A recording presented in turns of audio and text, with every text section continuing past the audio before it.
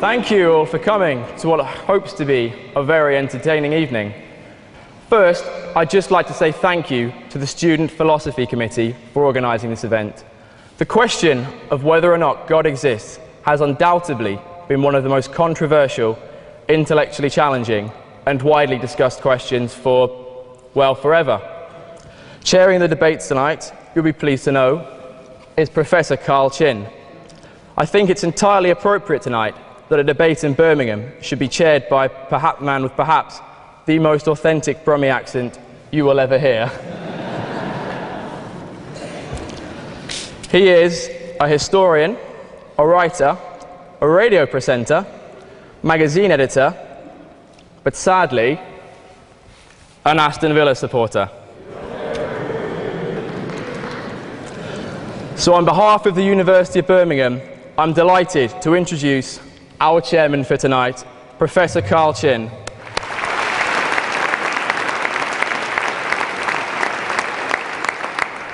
Good evening, everybody. Good evening, everybody. To an evening of debate and discourse. And welcome to the University of Birmingham for those of you who are not from the university, and to this magnificent and splendid setting of the Great Hall. Our two debaters this evening are Professor William Craig and Professor Peter Millican. Professor Craig is a leading Christian philosopher, a defender of Christianity in debates and lectures across the world. He's the author of numerous books and articles, and he is Research Professor of Philosophy at Talbot School of Theology in La Mirada, California. Interestingly, Professor Craig gained his doctorate in philosophy here in 1977 at the University of Birmingham, and it was here that he researched his column, Cosmological Arguments, which is so important to his work today. He then moved on to Germany, to Belgium, and is well known now across the globe. Professor Millican, our other distinguished debater this evening, is a skeptic, and Gilbert Royal Fellow and Professor of Philosophy at Hertford College at Oxford University. He's also Oxford University Reader in Early Modern Philosophy. Previously, Professor Millican was at the University of Leeds for 20 years. He was employed both in philosophy and computing, and he retains a keen interest in computing, which he sees as closely related to philosophy in many ways. Professor Millican's philosophical interests abroad, although most recently his research has founded on one person in particular, another skeptic, David Hume, the 18th century Scottish philosopher, historian, economist and essayist, known especially for his philosophical empiricism and his scepticism, and of course a key figure in the Scottish Enlightenment. Thank you again for your attendance in such great numbers, and may I welcome to the stage Professor Craig. Thank you.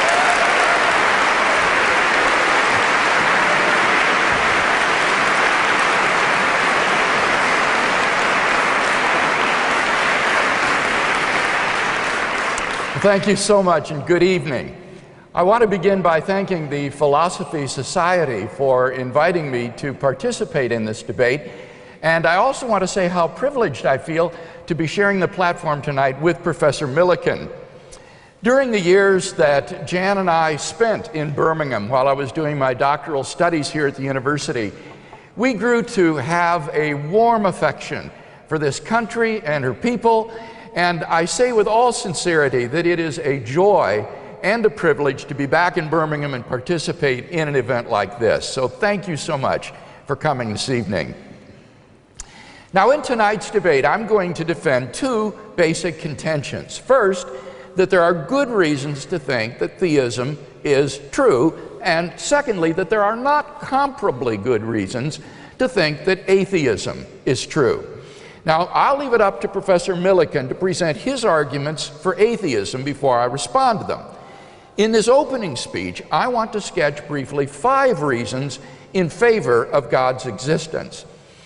As a professional philosopher, I think that God makes sense of a wide range of the data of human experience, including philosophical, scientific, moral, historical, and existential considerations. So, what are some of these data? Well, number one, the origin of the universe. Have you ever asked yourself where the universe came from? Why anything at all exists? Well, typically atheists have said that the universe is just eternal and uncaused. But there are good reasons, both philosophical and scientific, which call that assumption into question. Philosophically, the idea of an infinite past is very problematic. If the universe never had a beginning, that means that the number of past events in the history of the universe is infinite. But the real existence of an actually infinite number of things leads to metaphysical absurdities. For example, suppose you had an infinite number of coins, numbered 1, 2, 3, and so on to infinity, and I took away all the odd-numbered coins. How many coins would you have left? Well, you'd still have all the even-numbered coins, or an infinity of coins. So, infinity minus infinity is infinity. But now suppose instead that I took away all of the coins numbered greater than 3. Now how many coins would you have left? 3. So infinity minus infinity is 3. In each case, I took away an identical number of coins from an identical number of coins and came up with contradictory results.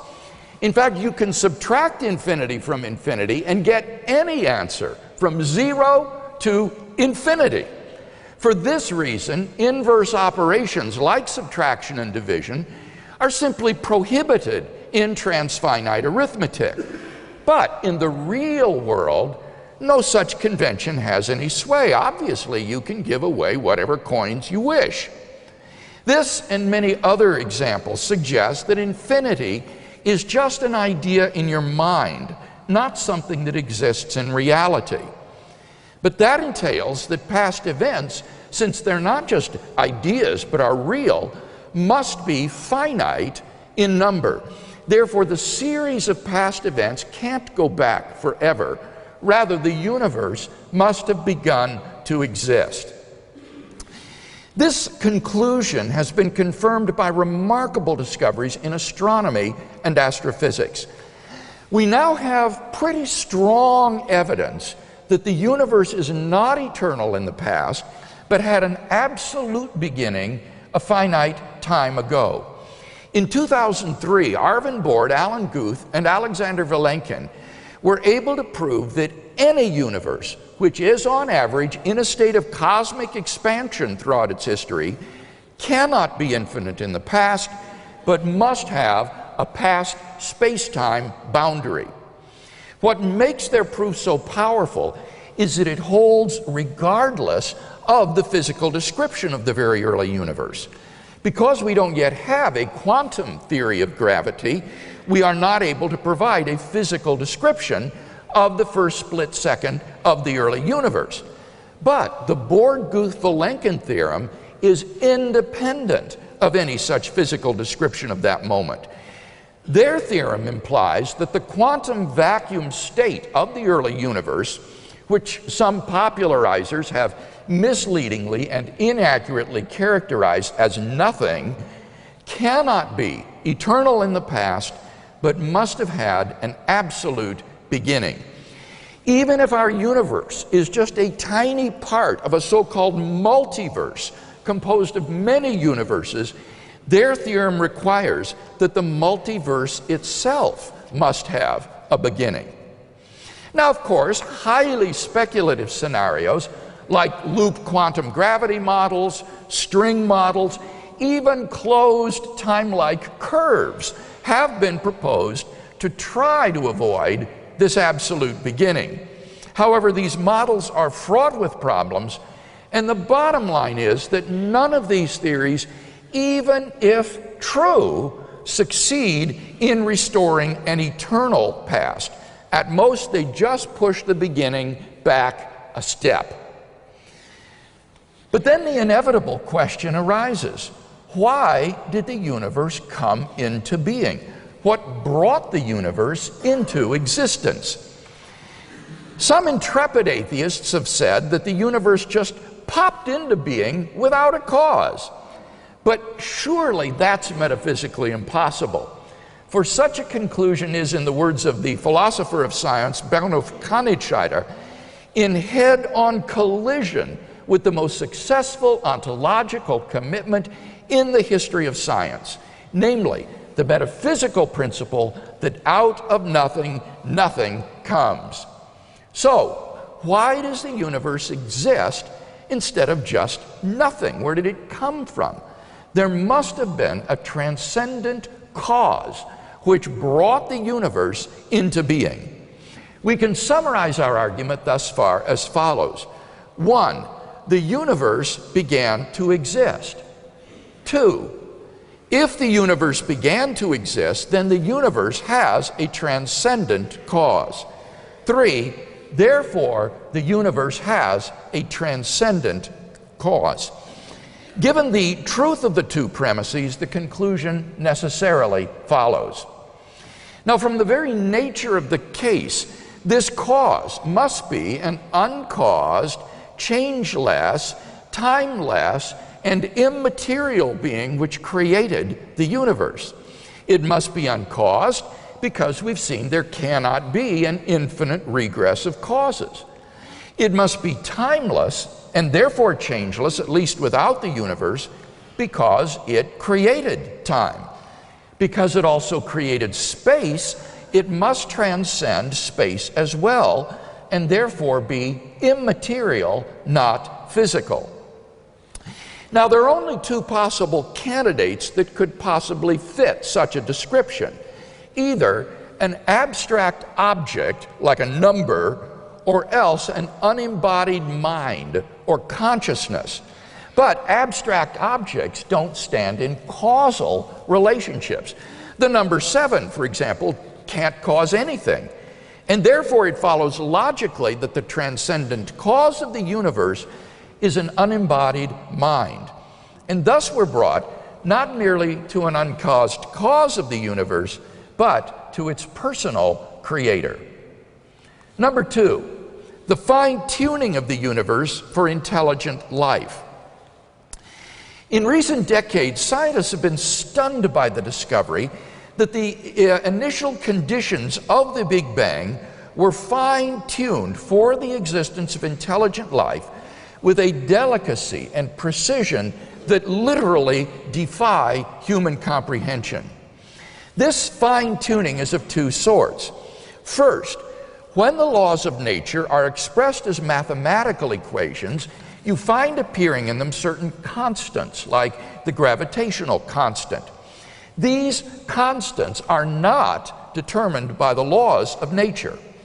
Second, in addition to these constants, there are certain arbitrary quantities which are just put in as initial conditions on which the laws of nature operate.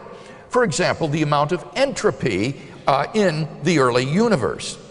Now, all of these constants and quantities fall into an extraordinarily narrow range of life-permitting values. Were these constants and quantities to be altered by less than a hair's breadth, the life-permitting balance would be destroyed and life would not exist. We now know that life-prohibiting universes are incomprehensibly more probable than any life-permitting universe. Now, there are only three possible explanations of this extraordinary fine-tuning: physical necessity, chance, or design. Now, it can't be due to physical necessity because, as we've seen, the constants and quantities are independent of the laws of nature. So, maybe the fine-tuning is due to chance. After all, highly improbable events happen every day. But what serves to distinguish chance events from design is not simply enormous improbability, but also the presence of an independently given pattern to which the event conforms. For example, in the movie Contact, scientists are able to distinguish a signal from outer space from random noise, not just by its improbability, but by its conforming to the pattern of the prime numbers. The fine-tuning of the universe for intelligent life exhibits just that combination of incomprehensible improbability and an independently given pattern that are the earmarks of design. Hence, we have good reason to think that, too, the fine-tuning is not due to either physical necessity or chance, from which we may conclude, therefore, it is due to design. And thus, the fine-tuning of the universe implies the existence of a designer of the cosmos. Number 3, the existence of objective moral values and duties in the world. Our first two arguments give us a creator and designer of the universe, but they don't tell us anything about his moral character. How can we know that he is good? My third argument addresses that question. Premise 1 states, if God did not exist, objective moral values and duties would not exist. By objective moral values, I mean values which are valid and binding independently of whether people believe in them or not. Many theists and atheists alike agree that if God does not exist, then moral values and duties are not objective in this sense. For example, Michael Ruse, an agnostic philosopher of science, explains, morality is a biological adaptation, no less than our hands and feet and teeth. Considered as a rationally justifiable set of claims about an objective something, ethics is illusory. Morality is just an aid to survival and reproduction, and any deeper meaning is illusory.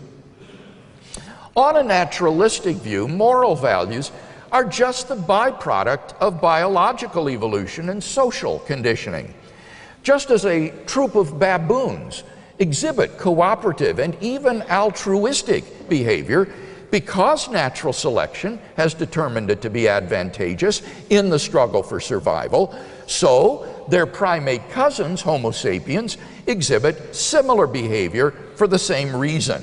As a result of socio-biological pressures, there has evolved among Homo sapiens a sort of herd morality, which functions well in the perpetuation of our species.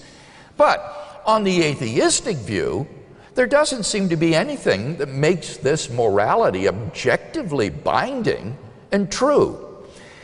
But that leads to our second premise, that objective moral values and duties do exist. In moral experience, we apprehend a realm of moral values and duties that impose themselves upon us. There's no more reason to deny the objective reality of moral values than the objective reality of the physical world.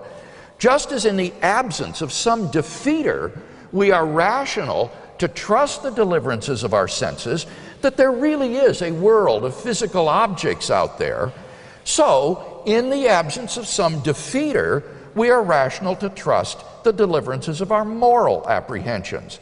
And there is no such defeater. As philosopher Louise Anthony so nicely puts it, any argument for moral skepticism is going to be based upon premises which are less obvious than the reality of objective moral values themselves. Actions like rape, cruelty, and child abuse aren't just socially unacceptable behavior. They're truly evil. Michael Ruse himself admits, and I quote, "The man who says it is morally acceptable to rape little children is just as mistaken as the man who says 2 + 2 = 5. Some things, at least, are really wrong. But then it follows logically and inescapably that 3, therefore, God exists. Some people think that the evil in the world disproves God. I think the exact opposite is true. Real evil in the world actually serves to prove the existence of God, since without God to ground objective moral values, good and evil as such would not exist. Number 4, the historical facts concerning Jesus of Nazareth. The historical person, Jesus of Nazareth, was a remarkable individual. Historians have reached something of a consensus that Jesus came on the scene with an unprecedented sense of divine authority, the authority to stand and speak in God's place. He claimed that in himself the kingdom of God had come, and as visible demonstrations of this fact, he carried out a ministry of miracle working and exorcisms. But the supreme confirmation of his claim was his resurrection from the dead. If Jesus really did rise from the dead, then it would seem that we have a divine miracle on our hands and thus evidence for the existence of God. Now, most people would probably think that the resurrection of Jesus is something you just believe in by faith or not. But there are actually three facts recognized by the majority of historians today, which I believe are best explained by the resurrection of Jesus. Fact number one, on the Sunday after his crucifixion, Jesus' tomb was found empty by a group of his women followers.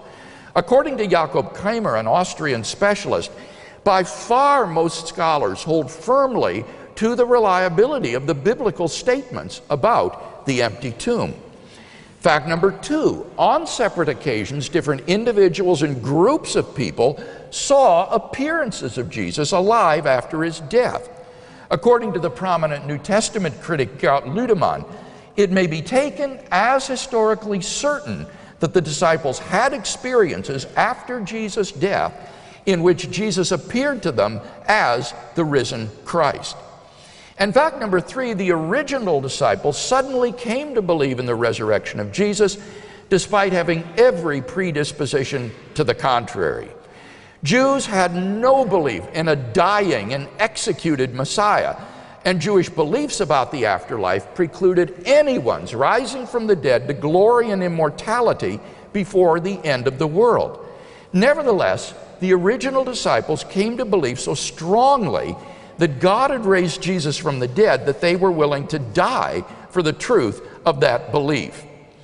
Attempts to explain away these three great facts, like the disciples stole the body or Jesus wasn't really dead, have been universally rejected by contemporary scholarship. The fact is that there just is no plausible naturalistic explanation of these facts. And therefore, it seems to me, the Christian is amply justified in believing that Jesus rose from the dead and therefore was who he claimed to be. But that entails that God exists. Finally, number five, the personal experience of God. This isn't really an argument for God's existence. Rather, it's the claim that you can know that God exists wholly apart from arguments, simply by immediately experiencing him. This was the way people in the Bible knew God. As Professor John Hick, my doctoral supervisor, explains, God was known to them as a dynamic will, interacting with their own wills, a sheer given reality, as inescapably to be reckoned with as destructive storm and life-giving sunshine. To them, God was not an idea adopted by the mind, but an experienced reality which gave significance to their lives. Now, if this is so, there's a danger that arguments for God could actually distract our attention from God himself.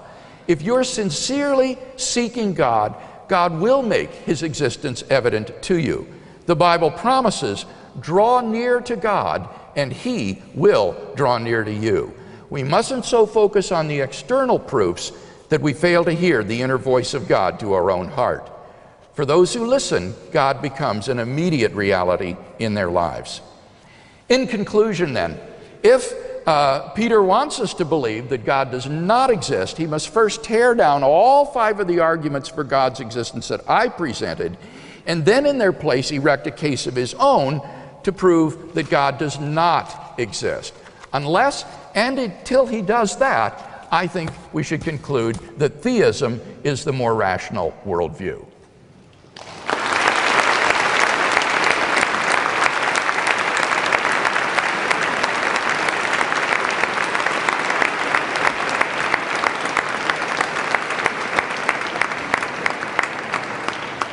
Thank you, Professor Craig.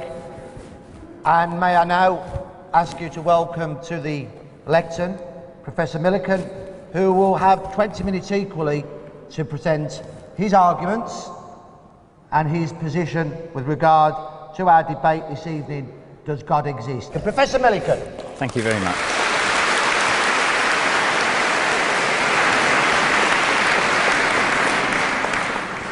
Thank you very much.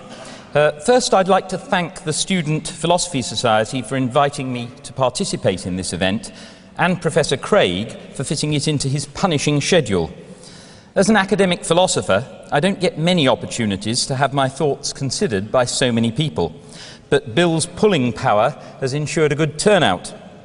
And I'm grateful for the opportunity to talk to you about this extremely important issue, and I hope to help stimulate your own thoughts about it. Worrying about this very issue was what most engaged me with philosophy when I was a young student, and it's intellectually fascinating as well as potentially vital to how we see life, the universe, and everything. Most of what I say tonight will be directed against Bill's arguments, because he's the one with the onus of proof here, as the proposer of the proposition that God exists. Just to get clear on what this implies, it will be useful to spell it out. So I call this the Christian God hypothesis, that the universe was created by an omnipotent, omniscient, morally perfect being who cares specially about mankind and who acted historically through Jesus of Nazareth. This is a specific factual claim, and we're discussing the evidence for and against its truth. So I'm not going to consider the merits or otherwise of religious practice, the consolation of religious belief, nor any alternative supernaturalist beliefs. Since Bill has cited the alleged resurrection of Jesus as one of his arguments, I take it that we are concerned quite specifically with the traditional God of Christian philosophy, not any other. And as you can check out for yourself on Wikipedia, there are plenty of other gods to consider, even if we confine ourselves to the Near East and North Africa and just the letter A. With another 25 letters to consider, plus China, India, Japan, the rest of Asia, Europe, Sub-Saharan Africa, North America, South America, Australasia and Oceania, there are far more to come. Clearly, we are amazingly prone to believing in gods. And perhaps the main reason for this is our tendency to what has been called promiscuous teleology, that is, seeing purpose in everything.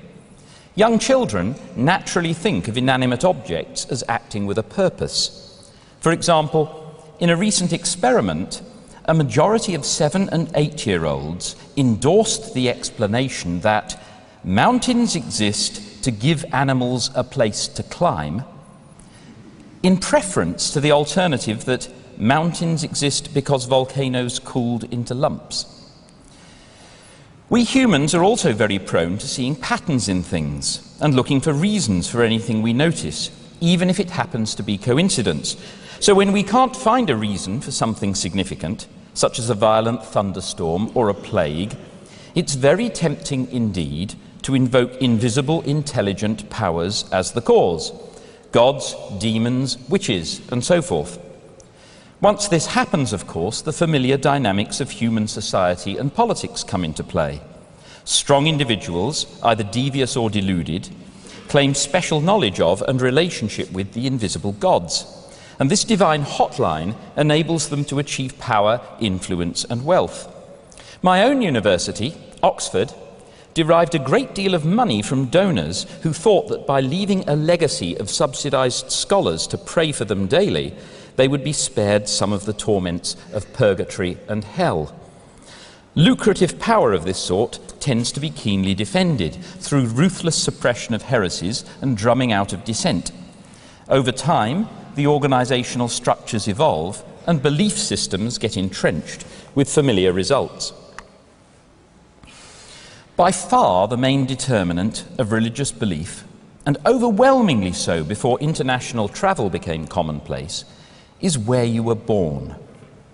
This clearly isn't consistent with the hypothesis that people generally adopt their religion on the basis of rational considerations. No, it's manifestly a cultural phenomenon with traditional beliefs cascading down the generations quite independently of whether there's any good reason for holding them. Science used to be rather like that too, when it was thought that Aristotle and the Bible gave the key to everything. Aristotle's science developed from the same promiscuous teleology I mentioned a moment ago. For him and his medieval followers, stones fall because they are striving to reach the centre of the universe. And stars move through perfect circles around the earth because they are striving to imitate the eternal perfection of God. We know better in the wake of Galileo, Kepler, and Newton, but that was 2,000 years after Aristotle had died. The progress of knowledge was painfully slow over all those Christian centuries, when pagan libraries and schools were systematically burned and closed, and even the books that remained, including the Bible, could only be read in Latin and Greek. Hereford's Cathedral Mappa Mundi bears graphic testimony to this lack of progress. It dates from the turn of the 14th century, just 200 years before Columbus, but faithfully draws its information from writings of the early 5th century, with nothing apparently learned over those 900 years. By comparison, Galileo's refutation of Aristotle, for which he was famously persecuted by the Church, was barely 400 years ago. But in those 400 years, virtually all of science as we know it has built up, massively transforming the world by its careful method of observation, experiment, and open critical scrutiny. Scientific beliefs do not depend on cultural indoctrination for their acceptance and transmission. As a result, you won't find scientific theories being geographically determined in anything like the way that religions are. Now, I expect that as I say all this, Bill is preparing to accuse me of the genetic fallacy, because I might seem to be... Bullseye! Because I might seem to be arguing that because the belief in the Christian God has dubious origins, therefore it must be false. But that's not what I'm saying. Of course, it's possible that the belief in God could be true, even if we hold it for feeble reasons. But my point is that if some method of acquiring beliefs leads to lots of different and conflicting beliefs, then that method obviously cannot be relied on. Now, many of the religious belief systems around the world do clearly conflict with each other, so they cannot all be true. Indeed, if we focus on those religions that make an exclusive claim to truth, such as Judaism, Christianity, and Islam, at most one of these can be true. However, they could well all be false. Since these beliefs are typically acquired and maintained in much the same way, from parents, by religious education, from charismatic preachers, ancient holy books, appeal to religious experience, and so forth, it follows that these methods of acquiring and maintaining beliefs cannot be relied upon to deliver truth. This should give pause to the honest believer, sincerely searching after truth, when he or she finds that many other people, thinking in the same sorts of ways, have come to such incompatible conclusions. Now, if you've been brought up within a Christian culture, it's natural to think that the choice is between Christianity and atheist naturalism. Either God exists, or there's no supernatural at all. And in that context, it's tempting to think that before examining the question in detail, it's a 50-50 probability. So when you come to a debate like this one, you might feel that neither of us has more burden of proof than the other. But this is quite wrong. Because in arguing for the Christian God, Bill is supporting just one supernaturalist system out of thousands, whereas I am doubting whether there is good reason to believe in any disembodied supernatural intelligence. There is a total lack of any solid scientific evidence for such disembodied intelligence. All well-attested examples of intelligent behavior rely on a complex physical structure, a brain, or perhaps in the future a computer. Moreover, all well-attested examples of perception and mental causation rely on physical intermediaries, light rays, signals travelling down nerves, and so forth. There is no solid evidence whatever for clairvoyance, telepathy, or telekinesis. None. Maybe you don't want to take my word on that, But it's surely obvious from everyday experience that the quality of our thinking clearly depends on the physical properties of our brain. When we are sick or tired or senile or under the influence of drugs or deprived of oxygen, our thought is correspondingly affected. This is absolutely familiar, yet many religions, including Christianity, would have us believe that our thought can exist quite independently of the brain, unimpaired and even enhanced after the brain and the whole body have been completely destroyed. Well, let me be extremely generous and allow that amazing conjecture, which lacks any shred of solid, repeatable experimental support, and which is so contrary to all our experience of the close correlation between the mind and the brain, a probability of 50%. Even if I do so, Bill's specific religious claim that there is just one omniperfect God, uniquely revealed through Jesus of Nazareth, has to share that 50% probability with thousands of other conflicting religions. This is why I say that the rational attitude is to place a very strong burden of proof on Bill. Unless his case is overwhelmingly strong, we should not believe that there is any such God. That implies at least agnosticism, but I think also atheism. The rational attitude, in the absence of a very strong case for the existence of a Christian God, is to believe that there is no such thing. Just as the rational attitude towards any speculative theory, in the absence of a strong case in favour, is to presume that it is probably false. Speculative religious theories are a dime a dozen, and the vast majority of them have to be false. Why should we suppose that this one is any exception to the rule? So how strong is Bill's case for the Christian God? I'll start with his favourite Kalam cosmological argument, the first part of which usually goes like this, and I'm presenting it slightly different from the way Bill has tonight. I prefer this way because it divides it into two stages, as we'll see. So we have whatever begins to exist has a cause, the universe began to exist, therefore the universe has a cause. The argument is, of course, logically valid. Indeed, the conclusion follows trivially from the premises. But I'm not persuaded by either of the premises. Where is the evidence that whatever begins to exist has a cause? Certainly I have plenty of experience of change in the world and of new things being formed from old, as when a house is built or a plant grows from seed. And as far as I can tell, such changes that I have experienced are indeed causally governed. But these changes were all rearrangements of existing materials, and I've never experienced things coming into existence from nothing. So I cannot infer from my own experience that it is reasonable to expect creation from nothing, if it ever happens, to be causal in the same way. Moreover, such second-hand evidence as I do have that bears on the matter tells in the opposite direction.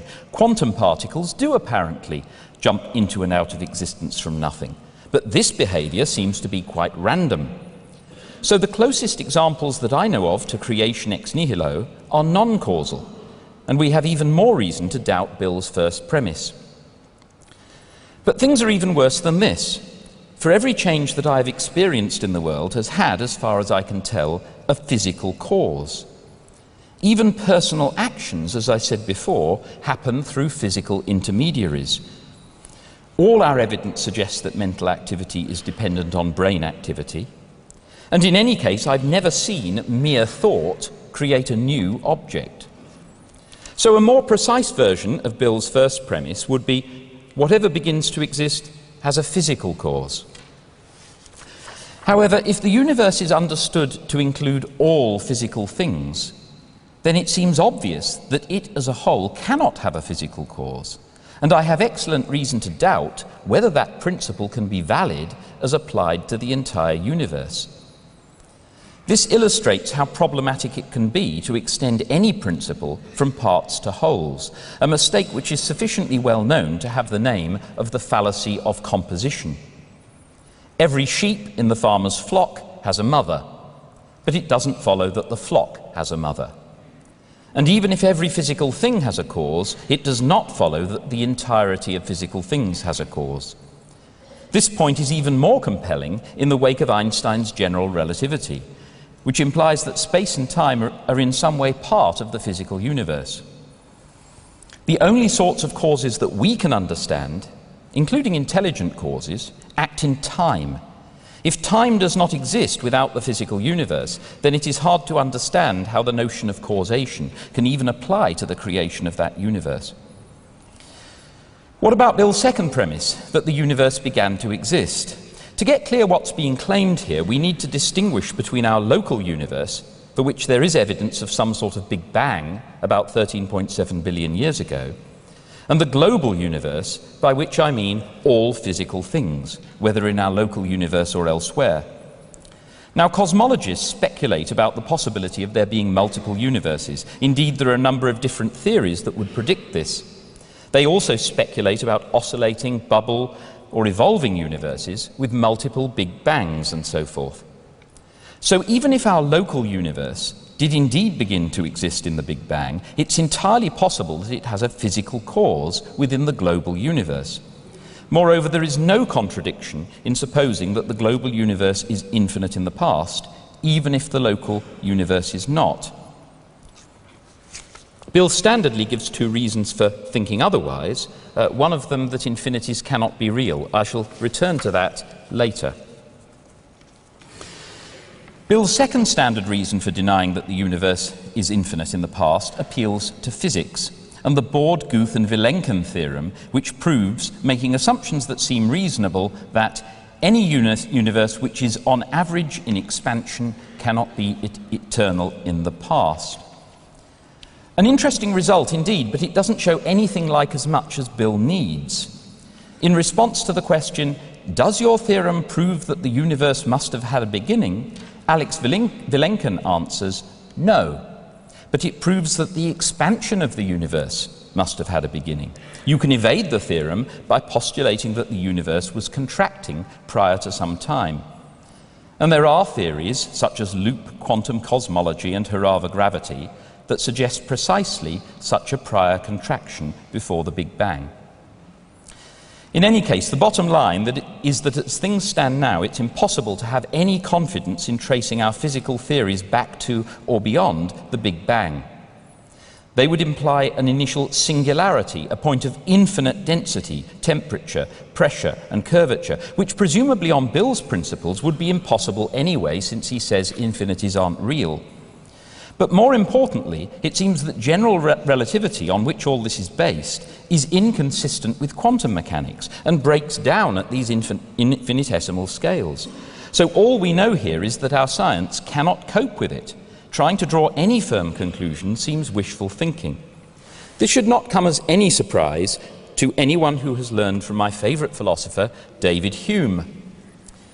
When we look beyond human affairs, when we carry our speculations into the two eternities before and after the present state of things, into the creation and formation of the universe, the existence and properties of spirits, the universal spirit, infinite and incomprehensible, we must be far removed from the smallest tendency to skepticism, not to be apprehensive that we have here got quite beyond the reach of our faculties.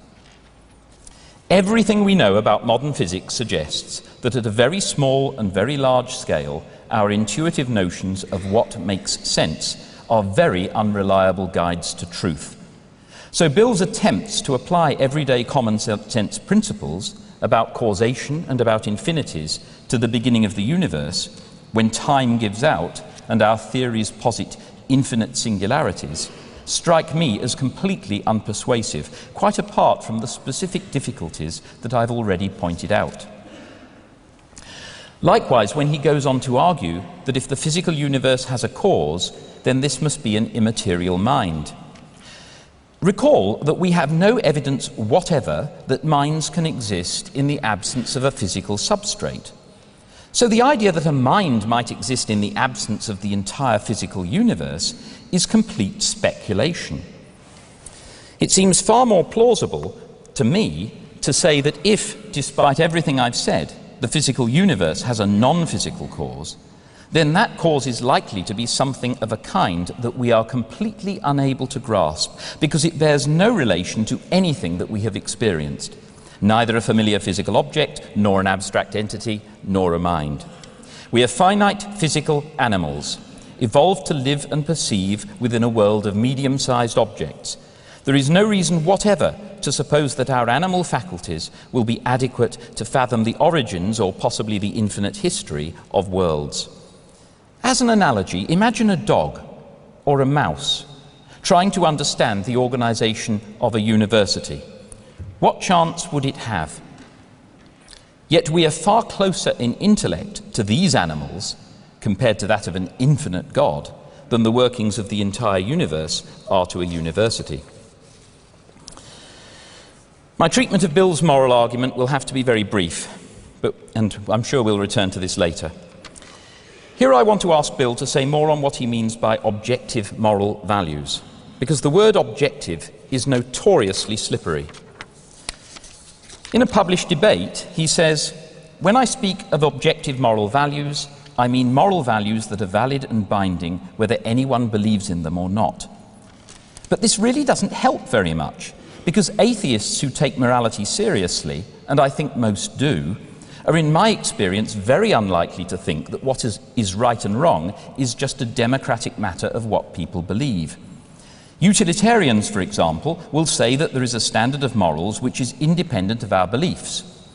People might universally believe that beating children is a good thing, which increases the sum of human happiness or whatever, but be wrong.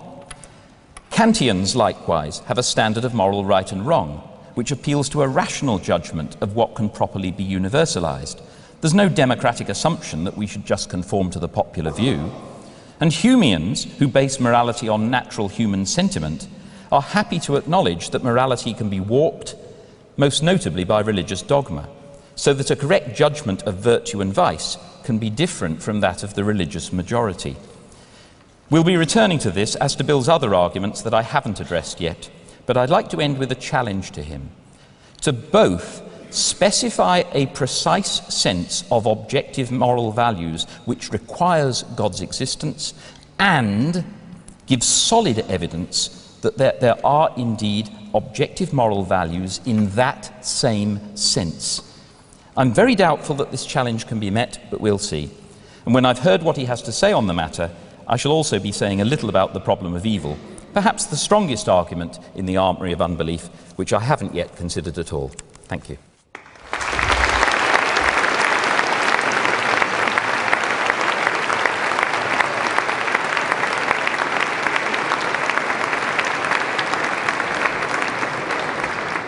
Thank you, Professor Millican, and can I thank both our speakers so far for not only the deep knowledge and philosophy that they bring to the debate, but also the courtesy that they are bringing to a debate, which we should always bear in mind when we disagree with each other. For the first rebuttal, Bill, would you return?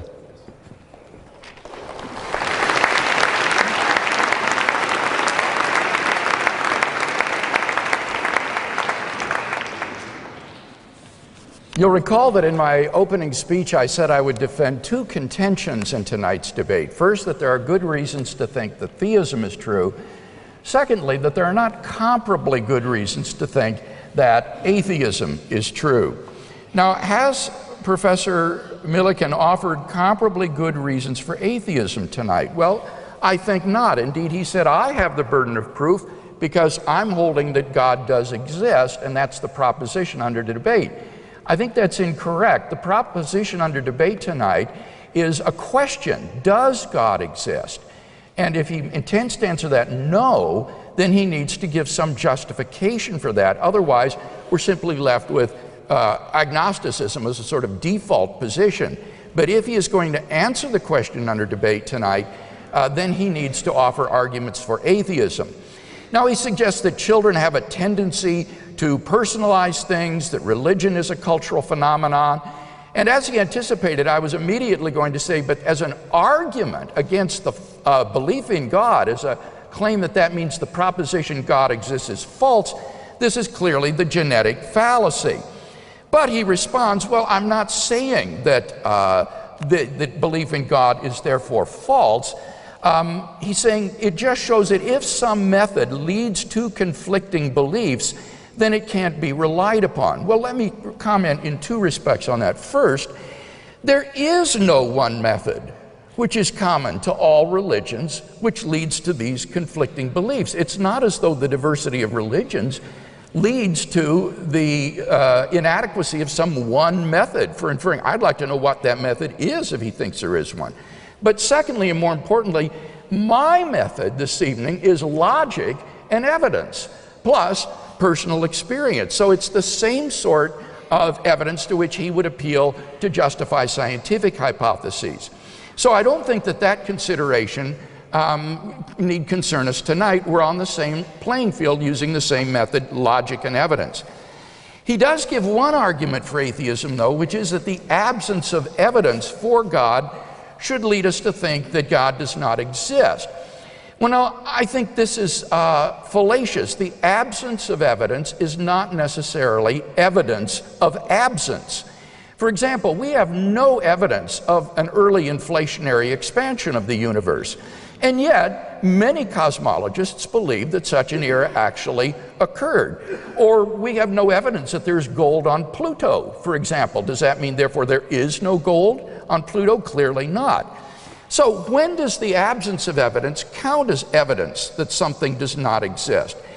Well, it would only be in the case that we have a situation in which if something did exist, then we should expect to see more evidence of its existence than that which we do see. For example, the absence of evidence for a planet between Venus and the Earth is good evidence that there is no such planet. Now, apply that to God. The absence of evidence for God's existence would count as evidence against God's existence only in the case that if God did exist, we should expect to see more evidence than we do see. And in practical terms, what that means is if God exists, should we expect to see more evidence of his being than the origin of the universe out of nothing, the exquisite fine-tuning of the universe for intelligent life, the apprehension of a realm of objective moral values, the resurrection of Jesus of Nazareth from the dead, and the immediate experience of God? Well, I think the answer is obviously not. So to carry this point, Dr. Millican needs to prove that it is highly probable that if God exists, then we should have more evidence of his existence than that which we do have. And I think that's sheer speculation. So we haven't heard any really good arguments tonight to think that God does not exist. How does he respond to my arguments for God's existence? Well, my first argument, if we can go back to my PowerPoint, it doesn't look, oops. Sorry, Peter. Shall I help? No, that's all right. My first argument was based on the origin of the universe. And I argued first that the universe began to exist. And here he says, well, but look, there are different multiverse scenarios, various models of the universe. I talked about those in my opening speech and explained that the Born-Guth-Vilenkin theorem applies to those and shows a beginning of the universe. And then he says, but Vilenkin says that you can avoid the Born-Guth-Vilenkin theorem by positing a contraction prior to this one. Now, this is a statement from a letter of Vilenkin to Victor Stenger, which is very often quoted out of context by atheists. Let me read you the full context. Vilenkin says, you can evade the theorem by postulating that the universe was contracting prior to some time. This sounds as if there is nothing wrong with having a contraction prior to expansion. But the problem is that a contracting universe is highly unstable. Small perturbations would cause it to develop all sorts of messy singularities, so it would never make it to the expanding phase. So he says, if someone asks me whether or not the theorem I proved with Born-Guth implies that the universe had a beginning, I would say that the short answer is yes. If you are willing to get into subtleties, then the answer is no, but. That is to say, you've got the problem with the messy singularities that prevent re-expansion. So in fact, the Born-Guth-Vilenkin theorem does imply an absolute beginning of the universe. Dr. Millican says, but we need a quantum theory of gravity to describe the early universe. The Born-Guth-Vilenkin theorem is independent of that. Vilenkin says, the remarkable thing about this theorem is its sweeping generality. We did not even assume that gravity is described by Einstein's equations. So if Einstein's gravity requires some modification, our conclusion will still hold. So it isn't affected by having a quantum gravity description. Here's Vilenkin's conclusion. It is said that an argument is what convinces reasonable men, and a proof is what it takes to convince even an unreasonable man. With the proof now in place, cosmologists can no longer hide behind the possibility of a past eternal universe. They have to face the problem of a cosmic beginning. So we've got good cosmological evidence that the universe began to exist, and Peter has yet to address my philosophical arguments against the infinity of the past. So we have good reason to think that the universe began to exist. Now, I suggest if the universe began to exist, then the universe has a cause. Here, Dr. Millican says, but we don't experience creation out of nothing. That's right. But rather, we don't experience things coming into being without material causes. That's true. But if something cannot come into being without an efficient cause, it is even doubly impossible for it to come into being without an efficient cause and a material cause. This is even more absurd than something coming into being without an efficient cause. David Hume, so beloved to Professor Millican, said, "I never asserted so absurd a proposition that anything might arise without a cause. I only maintain that our certainty of the falsehood of that proposition proceeded neither from intuition nor demonstration, but from another source." Even someone like Hume recognized that it's absurd to think that something could pop into being with neither a material nor an efficient cause. Dr. Millican says, but quantum physics posits the origin of things out of nothing. Not at all. As I said in quantum physics, the vacuum is a sea of fluctuating energy. It is not nothing. Bernhard Konieczka, the philosopher of science, says, vacuum fluctuation models are far from being a spontaneous generation of everything from naught. But the origin of that embryonic bubble is really a causal process leading from a primordial substratum with a rich physical structure to a materialized substratum of the vacuum. This process includes that weak kind of causal dependence peculiar to every quantum mechanical process. So quantum physics is not an exception to the principle that if the universe began to exist, the universe has a cause. Finally, Dr. Millican says this commits the fallacy of composition, reasoning that because a property is held by a part of a thing, therefore it's held by the whole of thing. The argument isn't reasoning from composition. I'm not saying because every part of the universe has a cause, the whole universe has a cause. Rather, what I'm saying is that it's metaphysically absurd to think that things can pop into being out of non-being. Think of what non-being is. It has no powers. It has no properties. It has no potentialities. So how can the universe pop into being uncaused from literal non-being? That's clearly metaphysically impossible.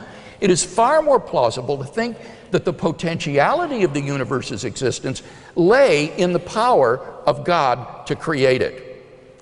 Professor Millican's final objection to the Kalam argument is that there is no such thing as an unembodied mind, so that it cannot be a mind.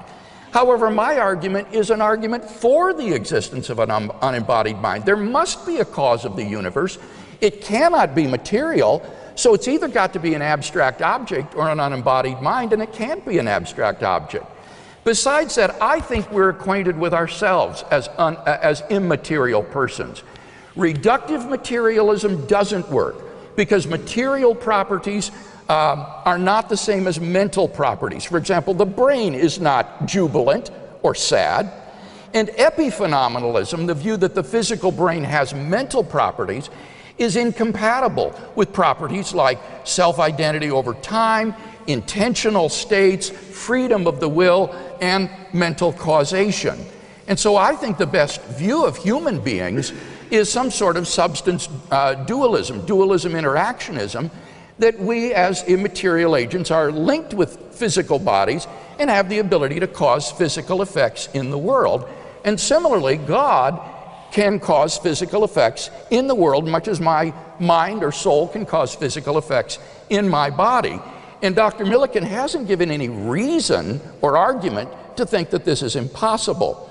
So I think that the origin of the universe argument still stands and provides good grounds for thinking that there is a transcendent, personal, immaterial creator of the universe. Now, I didn't hear a response to the fine-tuning argument. With respect to the moral argument, he merely said that atheists don't say that moral values are arbitrary. Rather, we've got utilitarian theories, Humean theories, Kantian theories. The point is, all of those presuppose that human beings have some sort of intrinsic value. And that is what I see no justification for on naturalism. On naturalism, human beings are just slightly advanced primates, and I see no more reason to think on atheism that human beings would be valuable than chimpanzees or baboons. Moreover, it's very difficult on atheism to see any source of moral obligation. Why would we have moral prohibitions and obligations if there is no one to prohibit or command them? As chemists and ethicists alike recognize, prescriptions require prescribers, and moral prescriptions require a moral prescriber. Without a moral lawgiver, I think moral obligation is unintelligible. So if you agree with me that there are objective moral values, I think you'll agree with me that it's most plausible that God exists. I'll await to hear Dr. Millican's refutations of the other arguments that I offered in my opening speech. Thank you, Bill. Please welcome back Professor Millican. Thank you very much.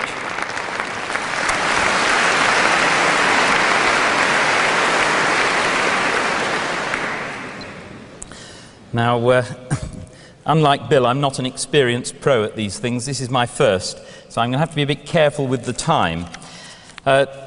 Bill's made some very interesting responses there, but I'm going to come back to those once I know how much time I've got. Because before that, I want to say something about the fine-tuning argument, and that will be pertinent to some of the comments that Bill has already made. So the fine-tuning argument is based on some apparent coincidences in physics that are genuinely intriguing, and I would concede this much to it, that if there is a physically inexplicable coincidence of the fundamental constants of nature, whose values have to be precisely tuned within a wide range of otherwise available possibilities to make a complex universe possible, then this constitutes a phenomenon which very naturally invites explanation in terms of a cosmic scale designer. But I also see good reason for caution and modesty here. First, we must beware our natural tendency to see purpose in things too readily. This can make us bad judges of what is an impressive coincidence and what is not. Secondly, we only have experience of this universe. So even making sense of cosmic probabilistic claims is problematic. Our experiments and observations have a sample size of 1, and we really have no idea of the range of possible alternative scenarios. Suppose someone in the 16th century or before were trying to imagine modern physics. Thirdly, we can't rule out that some deeper explanation will be found for any apparent coincidences.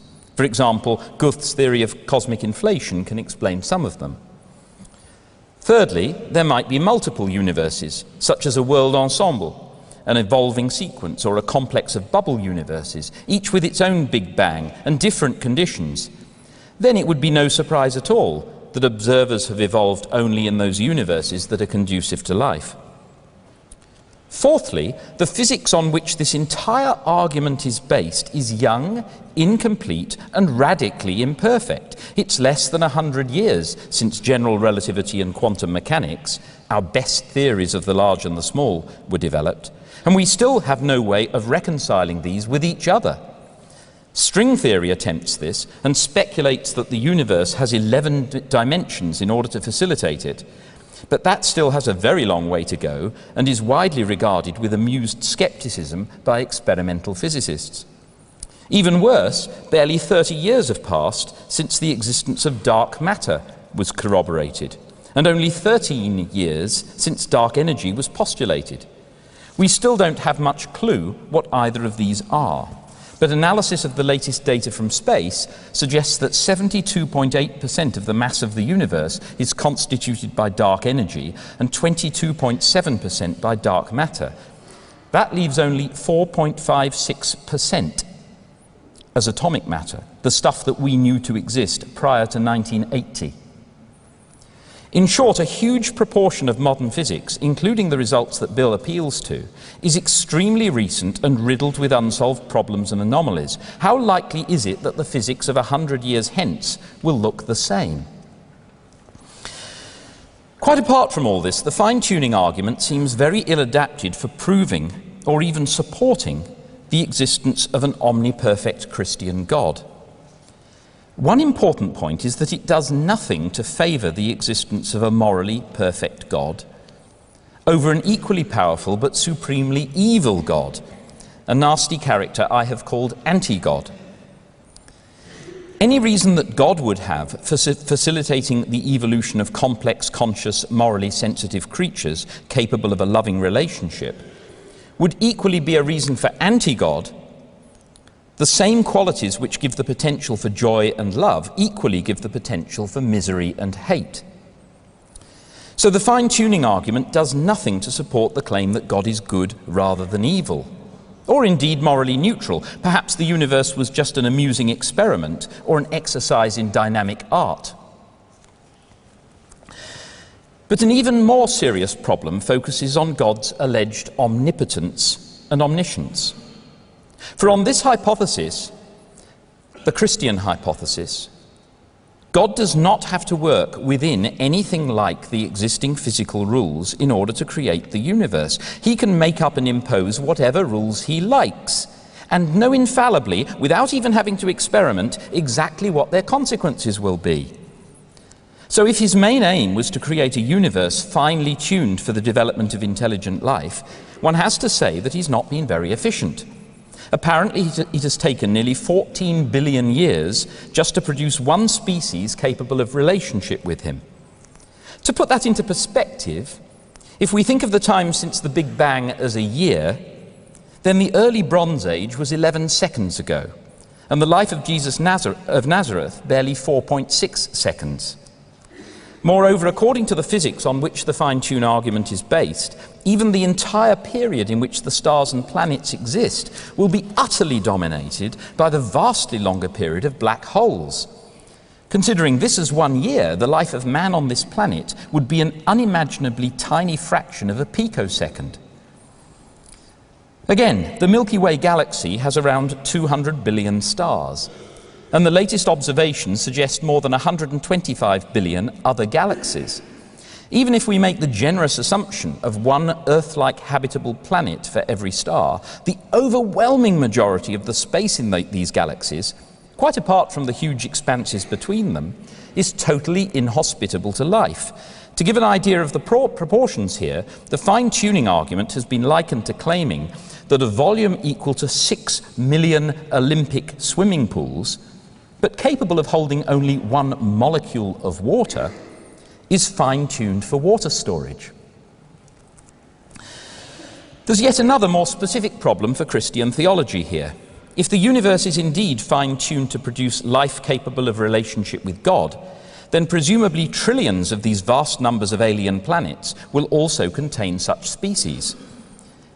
Yet when it was taken absolutely for granted that the Earth was the center of the universe, the Nicene Creed told us that Jesus was the unique incarnation of the second person of the Holy Trinity and the pre-existing agent who created the world, by whom all things were made, who for us men and for our salvation came down from heaven, etc.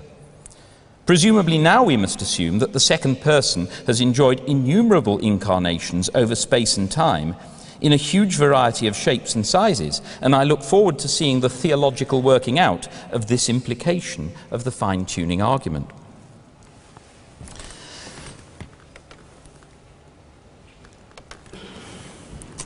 I now want to say a word about the issue of infinity, which is one of the things that Bill took up in his rebuttal there. He said that I hadn't addressed his philosophical arguments against infinity.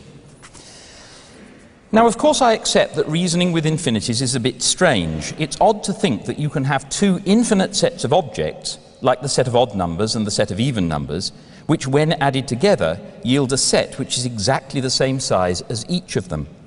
But there's no contradiction here, and indeed we know, since the work of Georg Cantor, that it's entirely possible to treat operations with infinities rationally and rigorously.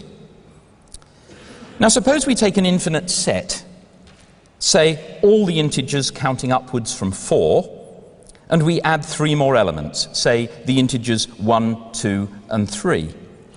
This yields another infinite set, the set of all positive integers.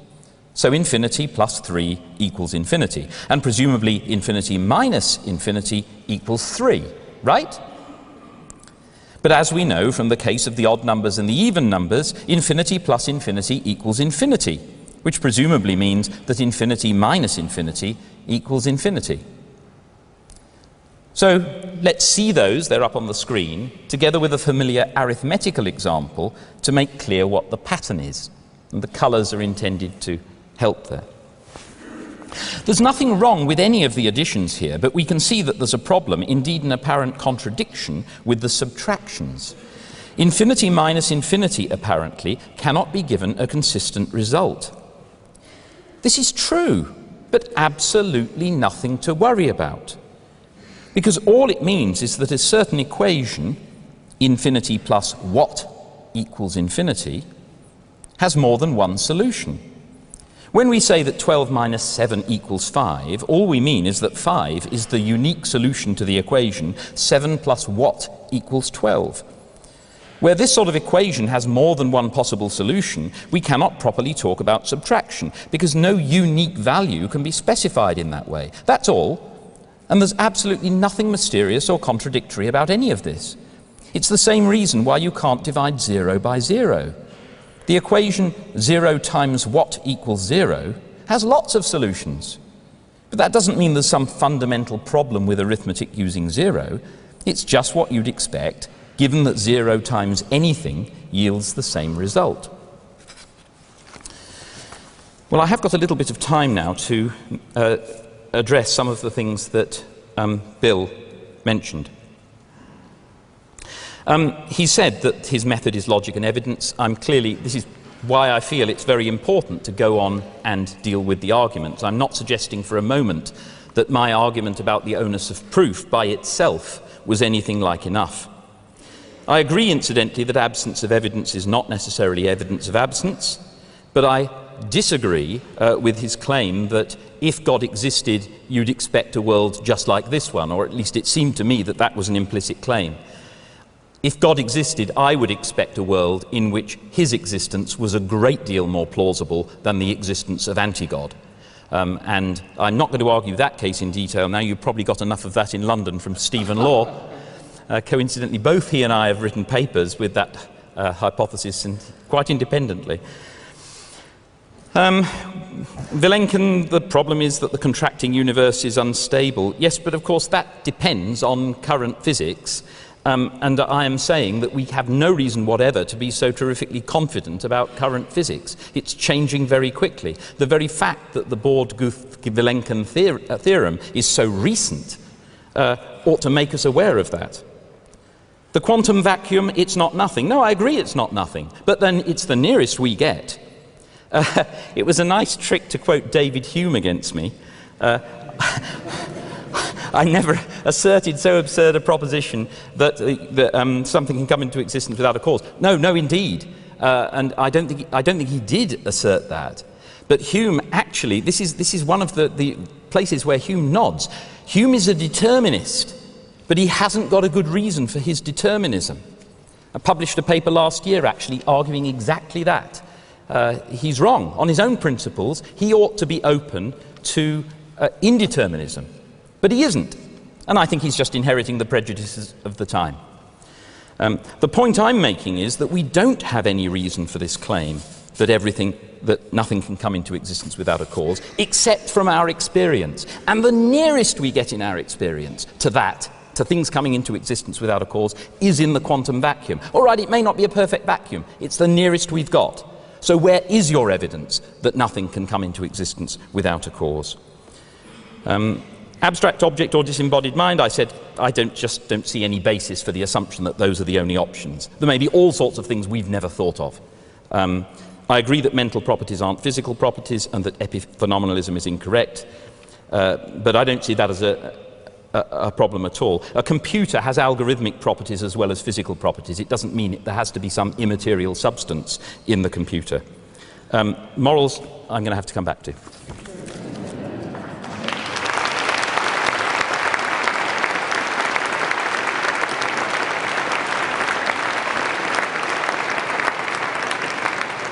Thank you, Professor Millican, and welcome back now, Professor Craig, with his second rebuttal.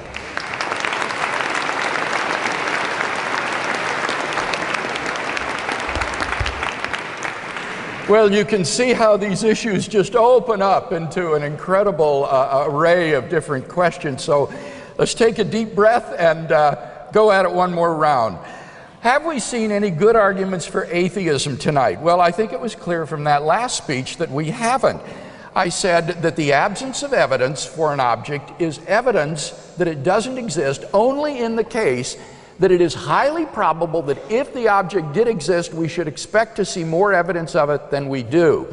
And here Dr. Millican simply asserted, honestly, his personal opinion. He says, I think if God existed, then its existence should be more obvious. But that's not much of an argument. I don't see any grounds for thinking that's highly probable, especially if we're dealing with a God who knows how people would react under different circumstances. He may well know that giving any more evidence of his existence would not lead more people to love and come to know his salvation and find eternal life. God isn't interested in just convincing people that there's one more piece of furniture in the universe, some extra object to add to their ontology.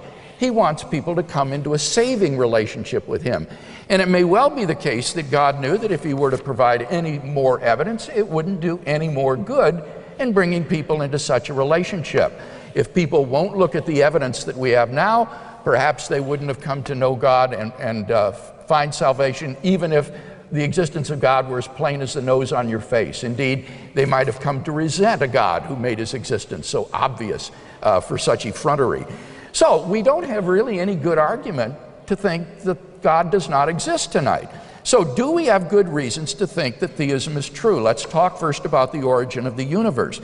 First, we saw philosophical and scientific evidence that the universe began to exist. With regard to the philosophical argument, Dr. Millican says that infinity minus infinity is not defined in transfinite arithmetic. There's more than one solution to the equation. And that is precisely the problem when you try to translate this into the real world. You can slap the hand of the mathematician who tries to subtract infinity from infinity, but you can't stop someone from taking away a certain number of coins. And the contradiction is that you have identical quantities, you subtract identical quantities, and you come up with non-identical results. And it needs to be understood, infinity in this case is not that sideways lazy 8. It's the number aleph null, which is a number.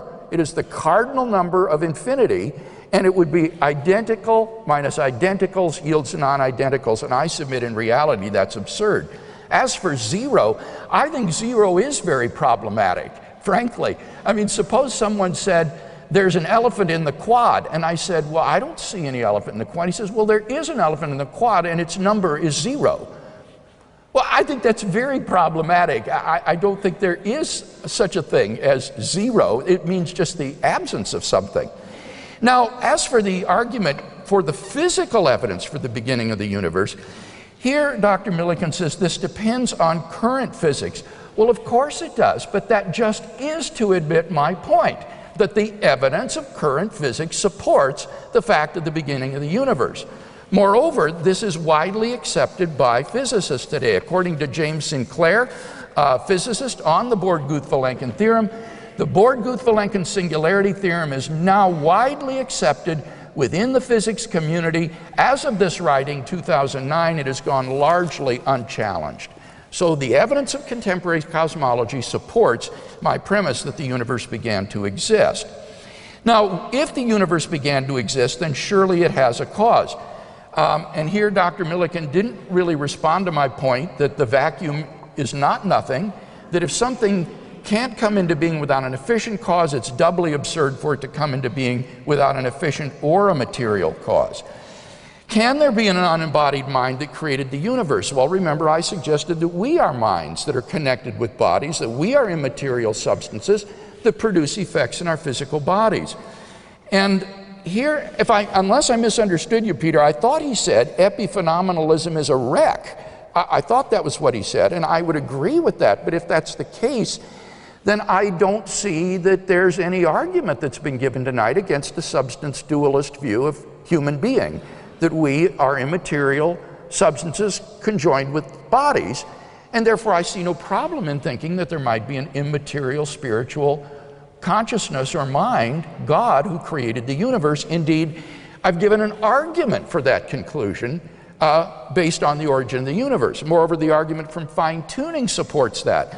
Now, here we have a number of arguments offered in response. I count 9 of them, soundbite-ish arguments. Number 1, we should be cautious about this, of course. Number 2, the probability claims are problematic. I think not. You simply compare the possible range that these constants or quantities could take to the life-permitting range, and you find it is exquisitely narrow, so that a dart thrown randomly at the range would have no meaningful possibility of striking the life-permitting range. The 3rd, 4th, and 5th objections are all based upon the fact that the current physics isn't very well established. And here again, I think most physicists would disagree. Robin Collins, a leading expert in this area, says, the above cases of fine-tuning alone show that the issue of fine-tuning is not likely to be resolved by a future physics. The cases of fine-tuning are multiple and diverse, so even if one cannot be certain of any given piece of evidence together, they constitute a compelling case for an extraordinarily fine-tuned universe. Dr. Law then says, this doesn't give you the moral properties of God. Of course not. I said that in my opening speech. That's what the moral argument gives you. He says that God's omnipotence could just create the universe out of nothing. Why fine-tune it? He's not very efficient. Efficiency, ladies and gentlemen, is an important value only for someone with either limited time or limited resources, or both. God is not limited in time or resources. I think the problem is that he's thinking of God from the perspective of the engineer. But suppose God is more like the artist or the gourmet chef who enjoys the delight of creating a beautiful universe. I don't think we can presume to tell God how he ought to create the universe. Now, Dr. Millican's 8th point is that there's a lot of empty space in the universe. That is itself a function of the fine-tuning. In order for the stars to cook up the elements for intelligent life, the universe has to expand for a certain amount of time, so that the large size of the universe actually bespeaks the fine-tuning of the universe for intelligent life. And besides, I think there could be extraterrestrial life that God has created elsewhere. As a theist, I'm perfectly open to that. That leads to the 9th objection. The Nicene Creed says that there is only one incarnation of the Son of God. I think the Nicene Creed is written from our perspective on this planet. God, if he has created intelligent life elsewhere in the cosmos, can easily provide for the salvation of those beings, perhaps through another incarnation, perhaps through another means of salvation. Perhaps those beings never fell into sin and need forgiveness and cleansing as we do. That's God's prerogative. So I don't think any of these 9 soundbite-ish objections really take seriously the problem of the fine-tuning, which is an argument that has compelled many physicists and philosophers to take quite seriously the idea that there is a cosmic designer. And of course, if Dr. Millican then finally deals with the moral argument, the resurrection of Jesus, and personal experience, it's going to be much too late for me to give much response to that tonight. But I hope that I've said enough to convince you that we have good grounds for thinking that theism is true.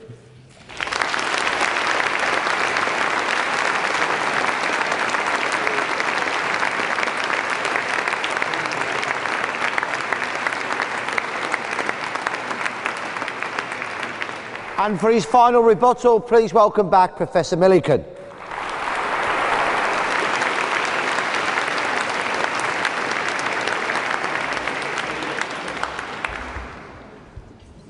Thank you very much. This is really quite a challenge, I have to say. I'm going to start by just responding quickly to some of what Bill has just said. One thing that I found much too quick was the claim that if epiphenomenalism is false, then substance dualism must be true. That is, we must be an amalgam of mind and body where mind is a separate substance. Now, I haven't got statistics on that, but I know that the vast majority of philosophers think that is wrong, but very few are epiphenomenalists, I think. So the consensus of professional philosophers, I think, is very much against Bill here. I didn't anticipate that issue, so I didn't check, but I did check on the moral issue, the issue of moral realism. A recent survey of 900 philosophers, 56.3% of them, that's an absolute majority, were moral realists. But only 14.6% were theists. One rather assumes that the theists were all moral realists.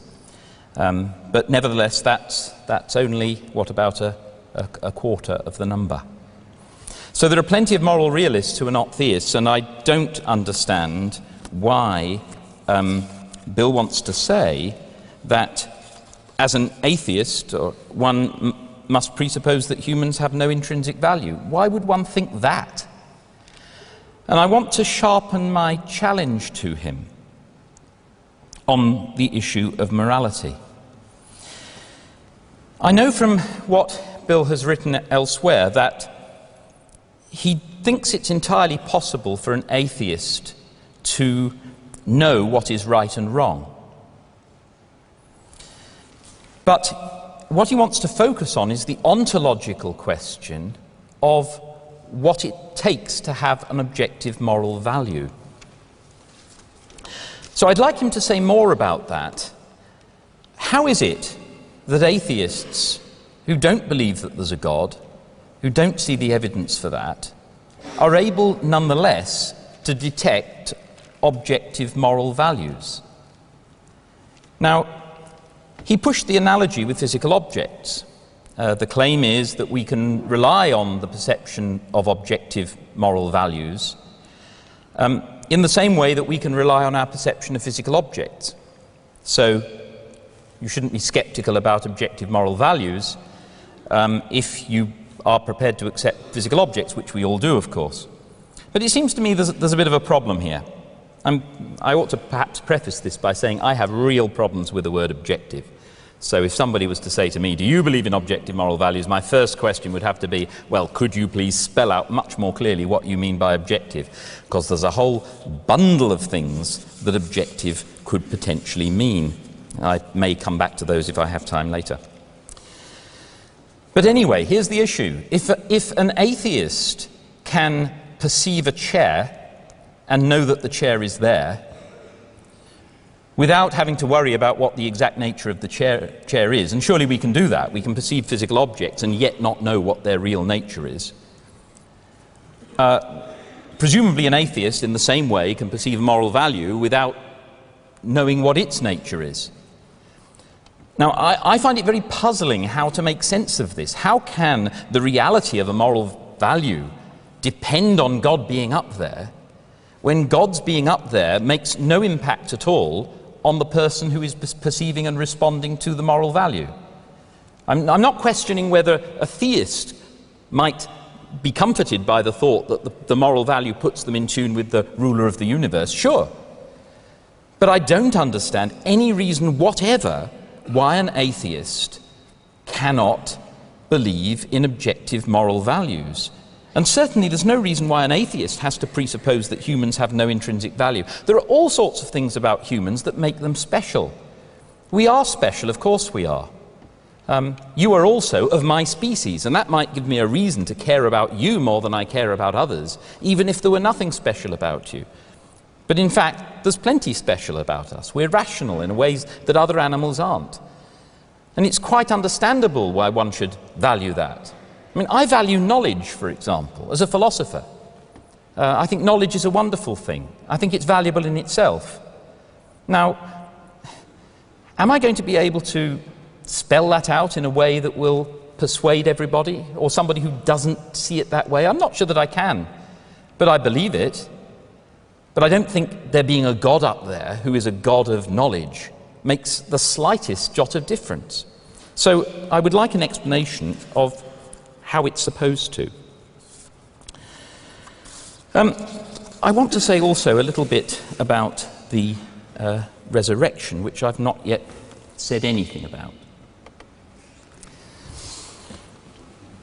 If we had good reason to believe in the supernatural, then perhaps the gospel stories of the resurrection of Jesus of Nazareth might provide some ground for supposing that this was such an occurrence. But as a basis for belief in God, they seem to me to be feeble.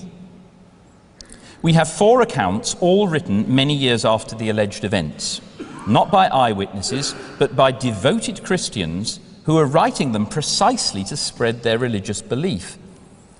Matthew and Luke depend very heavily on Mark, and apparently also on another common source which is lost, generally referred to as Q. So these are not independent reports, but even so they contain many discrepancies, not least with regard to the events and timing of Jesus' passion. The Gospel of John seems to be somewhat later, and yet more discrepant, both in chronology and theology. Here Jesus claims divinity in terms not seen in the other Gospels. And anyone who wants to investigate this, I've put a couple of references up there to a book by Geza Vermes and another one by Bart Ehrman. If you really want to know the truth, go and look at the book, see what they say. I think certainly when I was a believer, I found this kind of thing quite problematic. Despite the discrepancies, the Gospels do cohere reasonably well, but that's not surprising because they were selected by the early church as canonical, whilst many more were rejected as forgeries or heretical. And those are the ones we know of. That's from a different book by Bart Ehrman. So such coherence as there is gives little evidential force. Moreover, they signally fail to cohere, especially in the passion narratives, with non-gospel literature. So here we have from Matthew's Gospel the claim about the veil of the temple being rent, an earthquake, darkness over all the earth for 3 hours, and bodies of the saints being revived and going and walking around Jerusalem. None of this is reported in any other contemporary sources.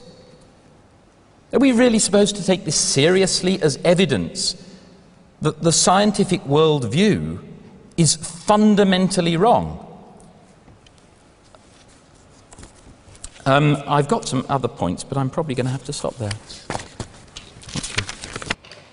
Thank you.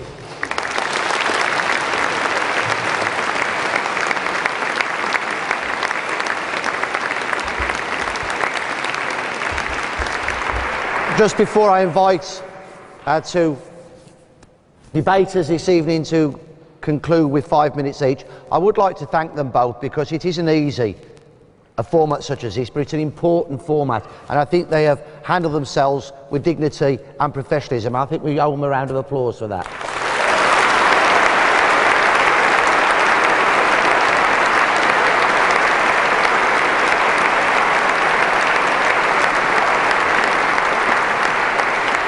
Could I welcome back for his last 5 minutes, and I mean 5 minutes, Professor Craig.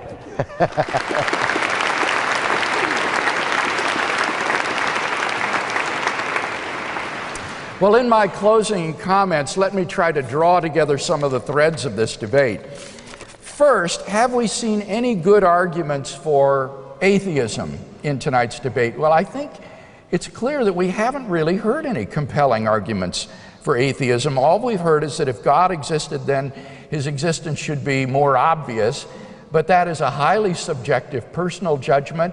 I see no reason to think it's true, especially if God knew that providing more evidence wouldn't lead to a greater degree of salvation and knowledge of God on the part of human persons. So we've not seen any reason tonight to answer the question, does God exist, in the negative. Have we seen some good reasons to think that theism is true? Well, I think we have. First, the origin of the universe. We've seen philosophical arguments and physical arguments for the beginning of the universe. We've also seen that if the universe began to exist, had an absolute beginning, that it surely must have had a transcendent cause that brought it into being. And whether or not one wants to indict epiphenomenalism or not as a theory of mind, the point is that I can't think of anything that would fit the description of an immaterial, non-spatial, trans-temporal substance which could causally bring the universe into being apart from an unembodied mind. That conclusion is then confirmed by the fine-tuning argument for a designer of the cosmos, which shows that this being must be a mind of incomprehensible intelligence in order to fine-tune this universe for intelligent life. That leads then to the moral argument. Is this creator and designer of the universe a good being? Well, I think so, because if God does not exist, it's plausible that objective moral values and duties do not exist. Here, Dr. Millican says human beings are rational, but I see no reason to think that that invests them with some sort of intrinsic value on atheism. For example, Sam Harris is an atheist, and he says that the locus of moral value is the flourishing of sentient life. Now, that would include rats, snakes, baboons, as well as human beings. So why prefer human flourishing on a naturalist view to just sentient life flourishing? Indeed, why should it be sentient life's flourishing that is the locus of the good? It seems to me that short of God, any sort of explanatory stopping point is just arbitrary. Particularly difficult is the problem of moral obligation and prohibition. Where would these come from if there is no moral lawgiver? Dr. Millican says most philosophers today are moral realists, but not theists.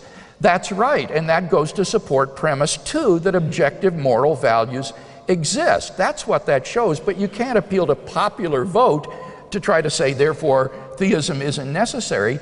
The fact is that most moral realists don't have any adequate basis for their moral realism insofar as they're non-theists. He says, but then how can we detect moral values? How do we know what they are? Well, I would say that God may have constituted us in such a way that we can apprehend the moral realm. In fact, that's exactly what the Bible says. It says that God has written his moral law in the hearts of all persons so that we have an instinctual grasp of the moral law.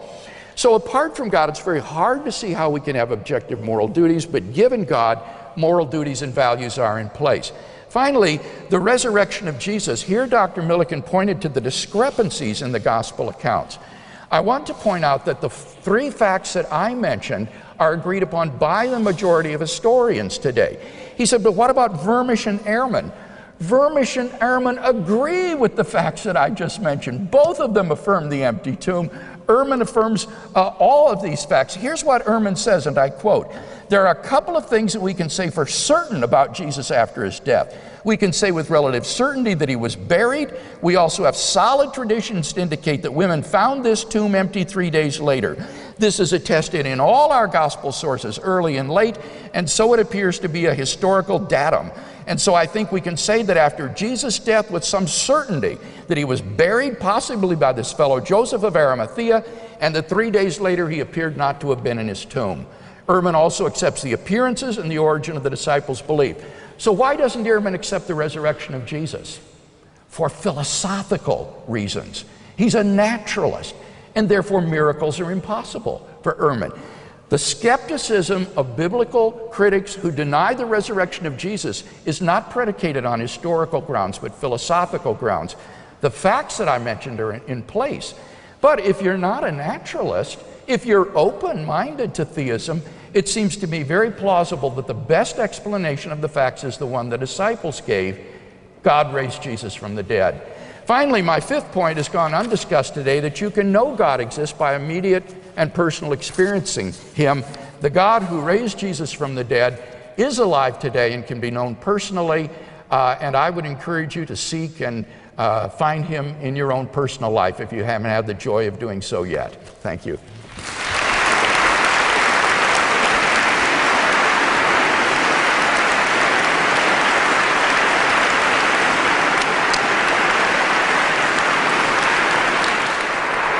Thank you, Professor Craig. And for his final 5 minutes summing up, please welcome back Professor Millican.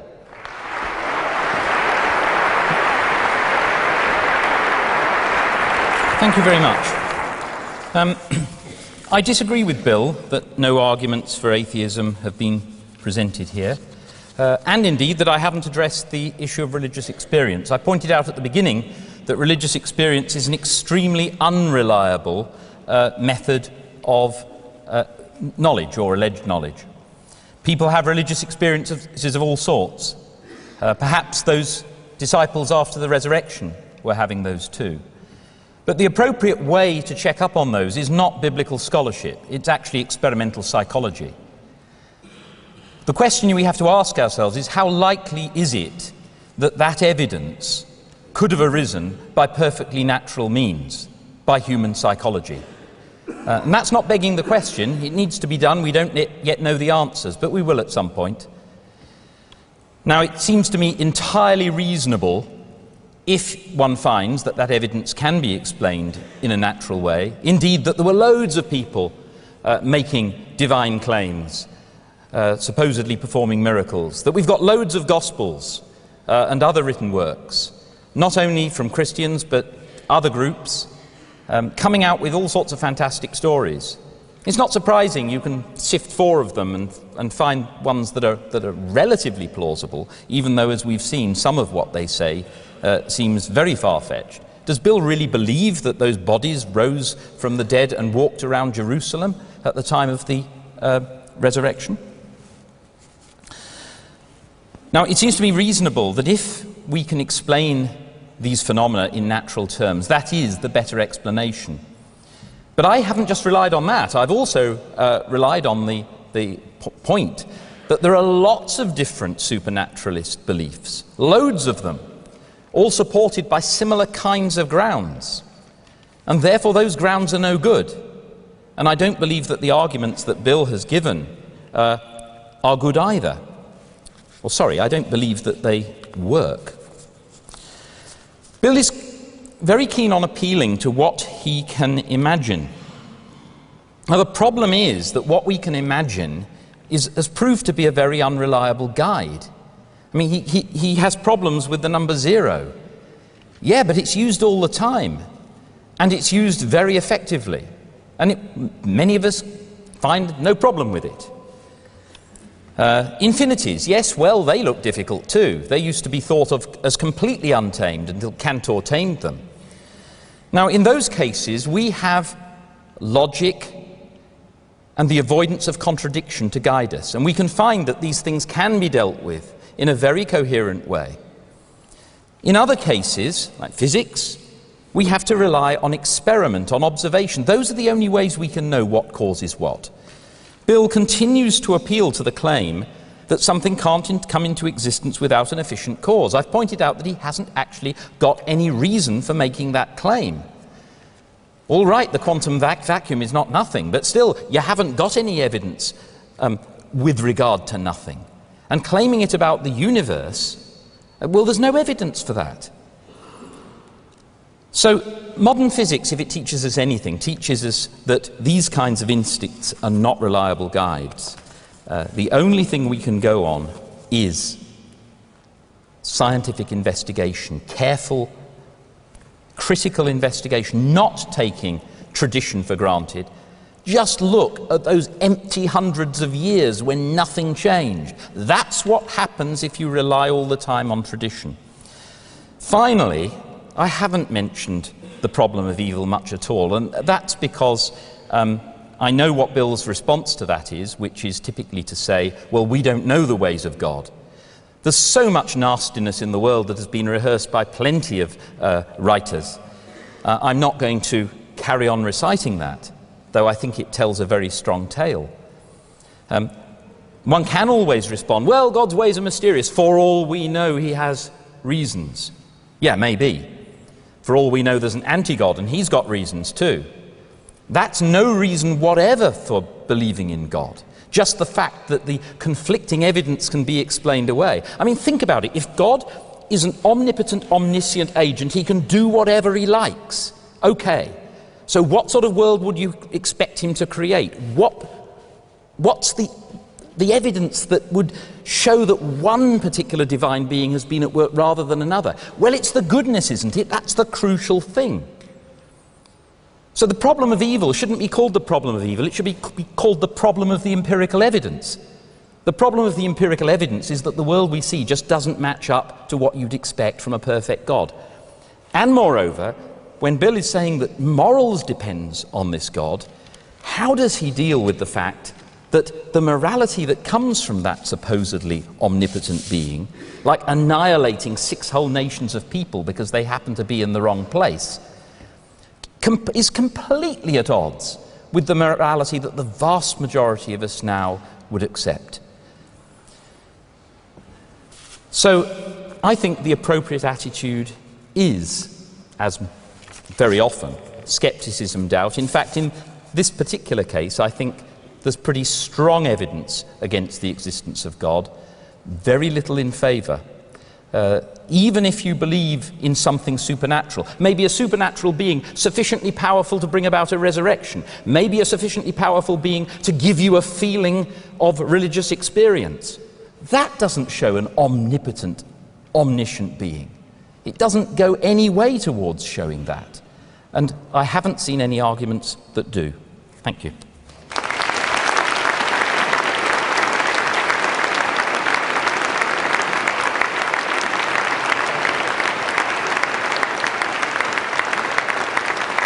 Before I move into the questions from the floor, ask them a question that struck me as I was listening to them. You both made a lot about objective moral values, particularly you, Bill, and you had a major problem with the word objectivity, and a lot hangs on that. Can you just go over what you mean by objective moral values, and can you then respond to what your problems are with it? Right. I'm thinking of something that is normative, but it is independently binding of any community of human persons or any individual human persons actually accepting it. Your response to that, Pete? My response is that there are quite a lot of non-theistic theories that would advocate such values. But my problem with the word objective, well, it can mean so many different things. It can mean, impartial, unbiased, making judgments that takes all relevant factors into account and isn't distracted by noise, seeing things from different points of view, measurable. There are so many different uses of the word objective that I think unless one explicates very clearly what it means, it's just too vague to be useful. Bill? Well, that was why I stated clearly what I meant.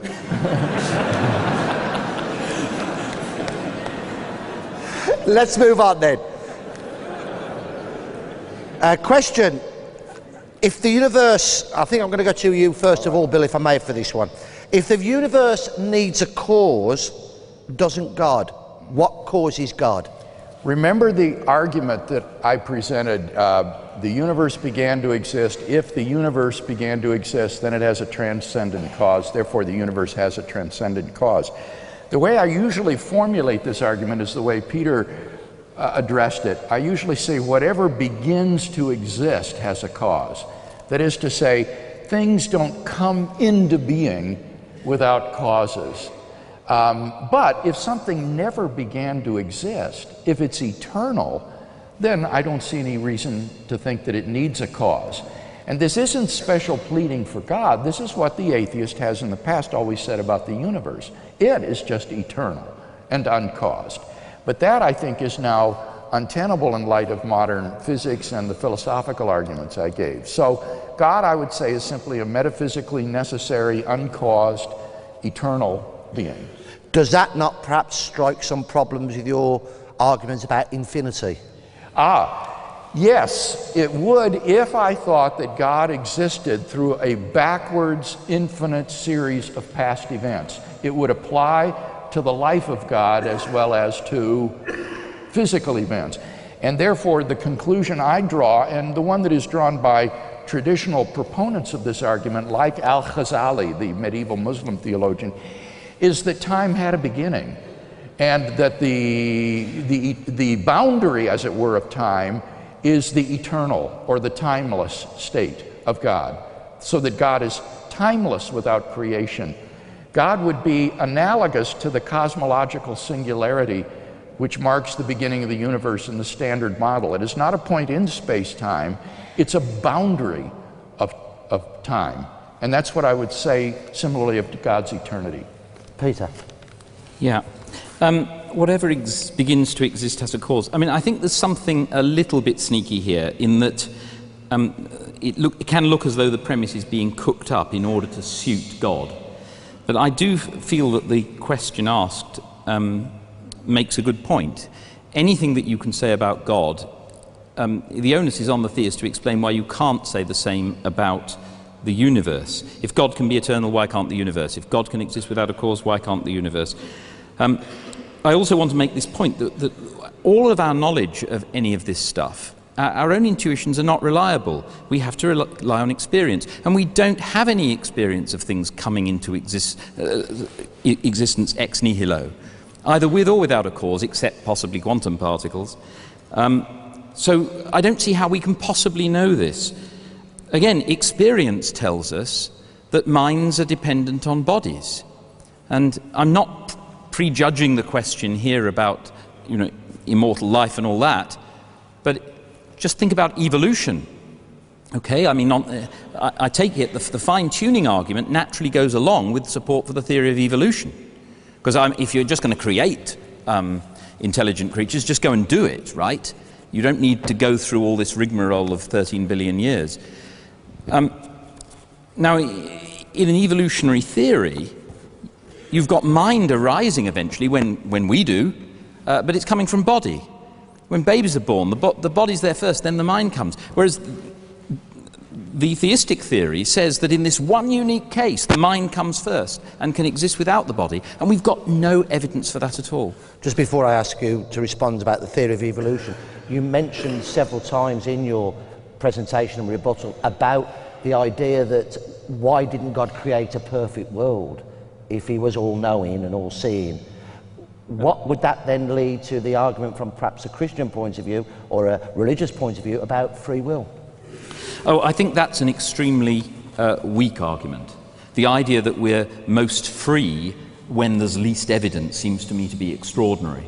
If I have a choice between two things, and one of them is something I really like, and the other one I don't, and I choose the one I really like, then surely to goodness that's a free choice. If, on the other hand, I end up, as it were, tossing a coin, that doesn't make it more free, it makes it less free, if anything. When you freely do something standardly, it's because you've got a reason to do it. So if you've got no reason, that's not freedom. Bill, can I ask you about the theory of evolution and Peter's point, and then to come back on about free will as well? Well, theologically, I'm quite open to the theory of evolution. I think that this is a question to be settled scientifically. And any doubts that I might have about the biological theory of evolution would be scientific, not theological. Namely, the explanatory mechanisms of genetic mutation and natural selection have not been demonstrated to be adequate explanatorily to account for this amount of biological complexity in so brief a time. And when you press evolutionary biologists on this, they will admit that they don't really know that these mechanisms are adequate. It's simply an extrapolation from very limited evidence to just a massive macroevolutionary inference. And I fully expect that in this century, we will see a new theory emerge with additional explanatory mechanisms. And that's already beginning to happen in developmental evolutionary biology. Could I make one other very brief point? I think Peter's answer surfaces a very deep difference between us, which we don't probably have time to talk about that tonight. And that is, I think that Peter is what's called an epistemological naturalist, or naturalized epistemology. He takes logic and scientific evidence as the only sources for knowledge, whereas I also accept rational intuition in addition to those. And as Michael Ray has argued in his book, World Without Design, naturalized epistemology is really incapable of justification because it can't be justified through its own resources. You can't prove through logic and scientific evidence that you should only believe what can be proved through logic and scientific evidence. So the only really defensible form of naturalized epistemology is to say this is simply a methodological assumption which a researcher adopts to do his work, but if somebody else wants to have different methodological assumptions, then he's free to do so as well. So Peter, are you a naturalised epistemologist? I was really pleased with myself then. I've been panicking for the last 5 minutes. How do I pronounce that properly? I ain't saying this again. Right. Actually, I'm a skeptic. I mean, I'm open-minded, and I'm not dogmatically naturalist. I mean, I think actually naturalism, it's a very... I mean, I think that when you think of somebody who thinks that the only things that exist are physical things, right, it's natural to think in terms of the physics of the 17th and 18th centuries. So we think of things as made of solid matter bashing around into each other. And then you think, well, wait a minute, modern physics isn't at all like that. So what is a natural property when you start getting weird quantum things? And I'm not sure that, I don't see that it's easy to divide things up in this way. Science evolves. What I am committed to is empiricism. We learn from experience what does what. And as we learn that, our theories they develop and often get more complex and further away from intuition. I mean, the appeal to rational intuition, I mean, the trouble is, so-called rational intuition has led people so astray. I mean, look, event A is simultaneous with event B is simultaneous with event C. It follows, doesn't it, by rational intuition, that event A is simultaneous with event C. Yeah, and then Einstein comes along with special relativity. And then we find that evidence actually supports it. And the similar points can be made about quantum mechanics. I think, as I say, experience trumps claims to intuition. Regarding natural selection, I mean, in so brief a time, I mean, in my experience, most people who object to evolution, I'm not sure that Bill's one of these. He's saying that, I take it, natural selection by itself is not adequate to explain evolution. With genetic mutation. That's quite probably true, I would expect. And there may be all sorts of logical and structural principles there. So I'm not going to object to that. But many of those who object to evolution, you know, say, oh, well, it couldn't happen in so short a time, and they're motivated by biblical infallibility. And I'm astonished that so many people can accept that. I mean, Noah's flood, you know, all those do you know how many species there are? And they all went into the ark? Come off it. And then people say, oh no, but it wasn't 2 of every species, it was 2 of every kind. Oh, I see. So these 2 bears in those 6,000 years have managed to evolve to produce all the species of bears that are around now? And what about beetles? You know, be consistent. If you're going to criticize evolution for not being powerful enough to do the job, then don't tell me that since the time of Noah's Ark, all the species on the earth have come from a relatively small number that were in there. Question from Paul Birtwell. I'll address this to you first, Peter. Can I just say one thing? Yes, of course you can. I knew it was coming. Just one sentence. The recent results at CERN, Peter, about superluminal particles suggest that there are relations of absolute simultaneity. Yeah, well, all right, we'll see. Yeah, right. No, I mean, if there are, that's fine, right? Yeah. You learn from experience, science changes. I mean, what I would say here is, QED, didn't I say, the science of 100 years' time may look very different from the science we have today. It's so tempting to get this result that's published in 2007 and say, there we are, eureka. Come on. But in if this it's only case, 4 years old, what's going to happen in another 40, another 400 years? But it would have vindicated rational intuition in this case. No, it wouldn't. No, because the experimental results that came from Einstein showed that rational intuition could be false. That's all you need. And plenty of people have claimed rational intuition for all sorts of things that have proved to be unjustified. Question from Paul Birtwell. If an infinite regress of past events is both mathematically and logistically impossible, what is the ultimate cause of everything, if not God? I think God is the ultimate cause of everything. And I see no argument, first of all, why there has to be an ultimate cause. I mean, it's plausible, but I don't claim... Look, my brain has evolved to deal with ordinary middle-sized objects in an environment very different, actually, from the environment now. Why should I suppose that I am able to plumb the mysteries of the universe? I mean, it's amazing how far we've got. It's absolutely incredible how clever we are at working out the mysteries of the universe with the aid of lots of very sophisticated machines, and by building on the shoulders of others over, well, in 4 centuries we've done remarkable things.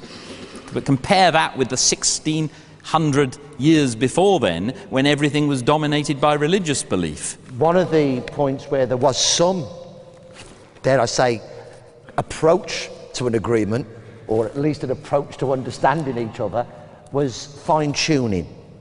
Oh. You did say so.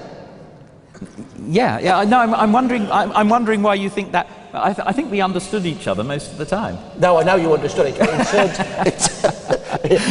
There was a big difference of opinion, obviously, but on that fine-tuning there seems to be a little bit more of a rapprochement.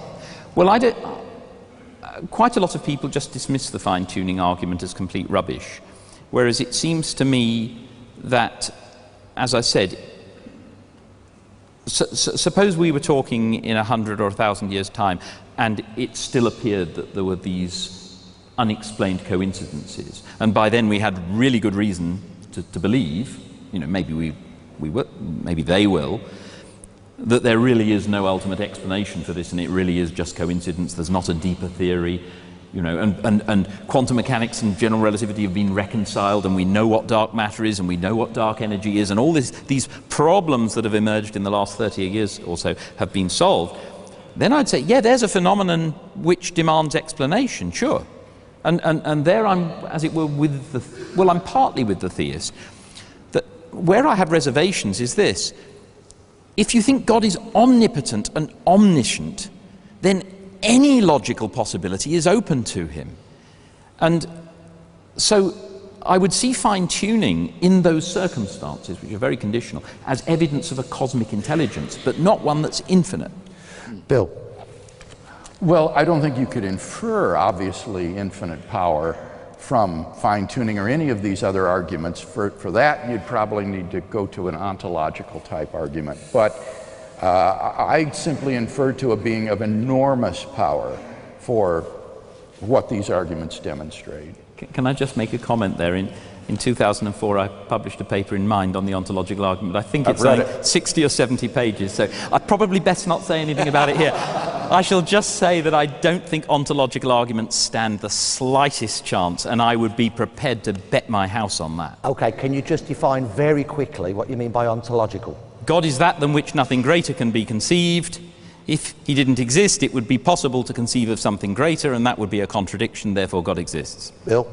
That's Anselm's version, but modern modal versions like Alvin Plantinga has defended, I think, are sound arguments. Plantinga basically argues that if the concept of a maximally great being is possible, then it follows that he necessarily exists. So God's existence so defined is either impossible or necessary, but it can't be merely contingent. And I think that God's existence is possible, and that therefore God does exist. But this is a totally different argument that we haven't even broached tonight and would take us far afield. Right, let's move on. However, no, before you move on, let me just say, I think what Plantinga does, he defines God as a being which is omniperfect, such that if it possibly exists, then it necessarily exists. And it possibly exists. Now, to me, that's just begging the question. I mean, he's set it up in such a way that the logic does carry the implication that Bill said. But to me, it's a better proof that God could not possibly exist, because he'd be so exceptional. No other causal entities that we come across have necessary existence, as far as we can tell. I can't stop him. Well, I mean, that's saying that God, if he existed, would be extraordinary and unique. Well, of course, what else would you expect? but you can't prove it by wordplay. Now, one of the points, Peter, that you brought up was about evil. It wasn't something you were able to go into a lot of detail about, but there is a question that kind of touches on this I'd like to bring to your attention. Do you think God used some sort of evolutionary mechanism? And if so, how do you reconcile a seemingly cruel mechanism with a loving God stroke agency? Yeah. I think there are two things that might be said briefly about this. First, and this relates to Peter's other question about why would an omnipotent God do this? This all hinges on what God's purposes are for human history. And as a Christian, I believe that the ultimate purpose for human history that God has in mind is bringing people freely into relationship with himself forever. And it may well be that only in a world suffused with natural evil as well as moral evil, then the maximum number of people would freely come to find God and his salvation, so that natural evil may be part of the framework or the context in which people freely choose for or against God. The second thing that I've come to realize recently through reading Michael Murray's book, Nature Red in Tooth and Claw, published by Oxford University Press, is that on the basis of recent scientific biological evidence, we can see that there are 3 levels of pain thresholds among animals. The lowest level is merely reaction to stimulus. You poke an amoeba with a needle and it recoils, but it doesn't feel anything. Second level would be an awareness of pain. This is what sentient beings like dogs, cats, horses feel. They experience pain. But the third level is a second order awareness that one is oneself in pain. And the scientific evidence indicates that this kind of awareness, this second order awareness, is only found in the higher primates and human beings. It's found in the frontal cortex of the, or frontal lobe of the cortex of the brain. And therefore, even though animals at large experience pain, they're not aware of it. They are literally not aware that they are in pain. And therefore, this goes a long way toward diminishing the problem of animal suffering, I think. I think God in his mercy has so created the natural world that animals really do not suffer in the way that we human beings do when we experience pain. Peter? Yes, I didn't say much on the problem of evil, partly because it's so familiar. And I have heard some of Bill's debates, and it seems to me that most of his opponents don't actually take him up on the detailed logic of the arguments that I did take him up on, and I wanted to see what he had to say. I knew what he had to say on the problem of evil. I find the idea that God has designed the universe in such a way to maximize those of us, those who come to relationship with him, absolutely absurd. And bear in mind, God here makes the rules, okay? He's not like a parent who, with a child, has to take, as it were, a pre-existing nature for granted and then try and work round that, you know, allowing the child to hurt itself so that it learns, because that's the only way it's going to learn, say. God makes the rules. God could have made it so that the best way to come into relationship with him was through solid evidence of his existence and his actions, instead of which it's a complete mystery, and I don't find any logic in that at all.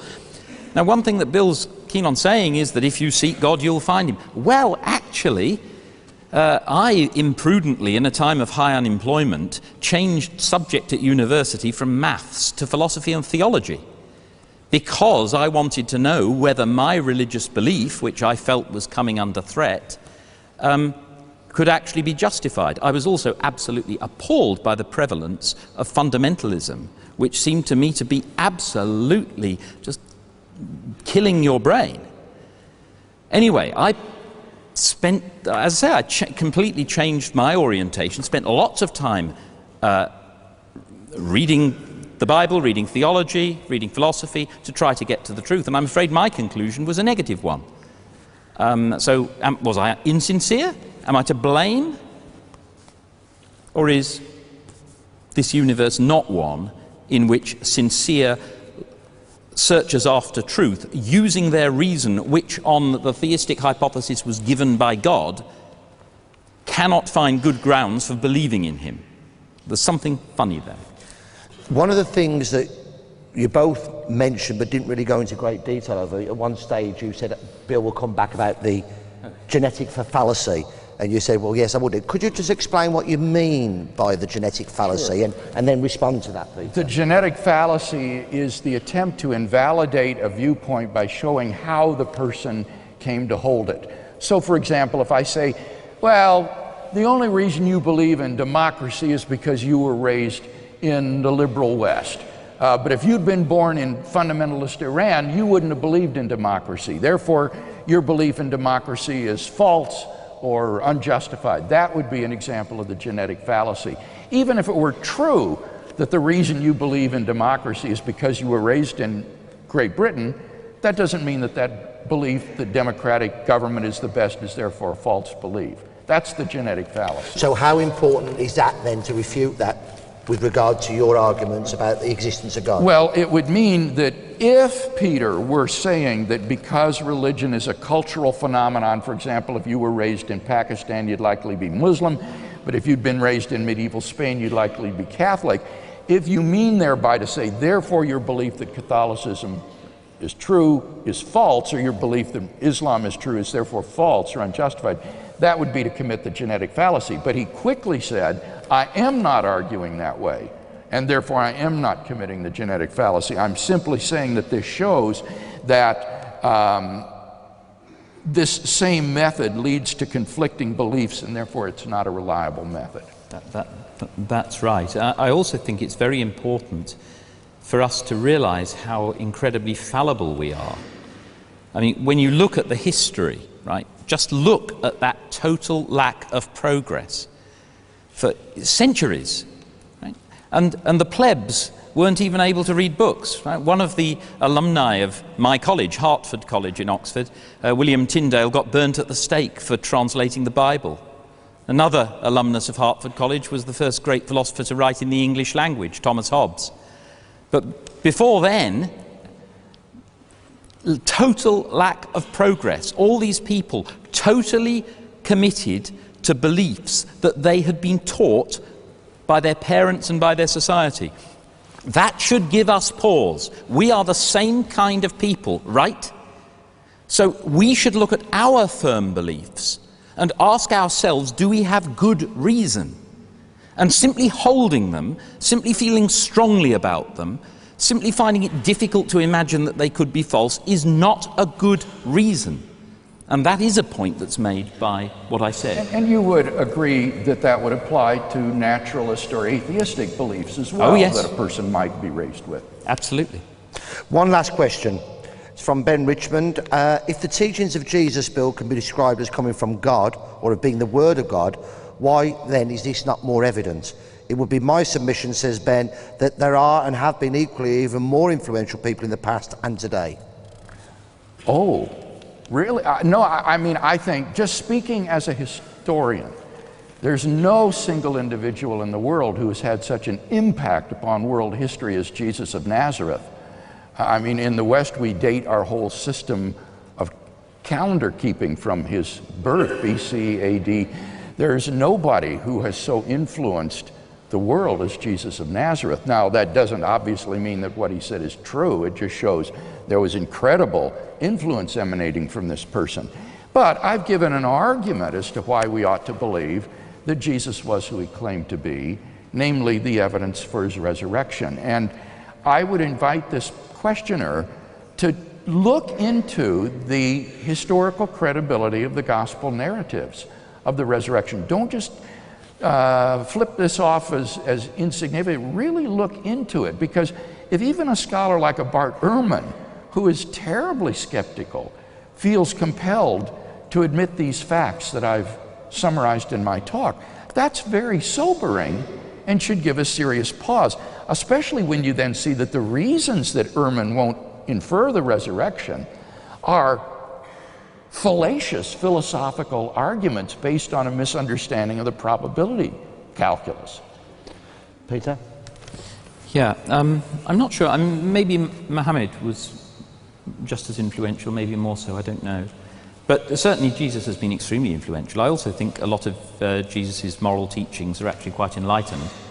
I don't think they're universally so, but I think generally, he comes across as certainly admirable compared to most. With regard to the resurrection, I'm afraid I just find that evidence very poor. I mean, it's 4 Gospels.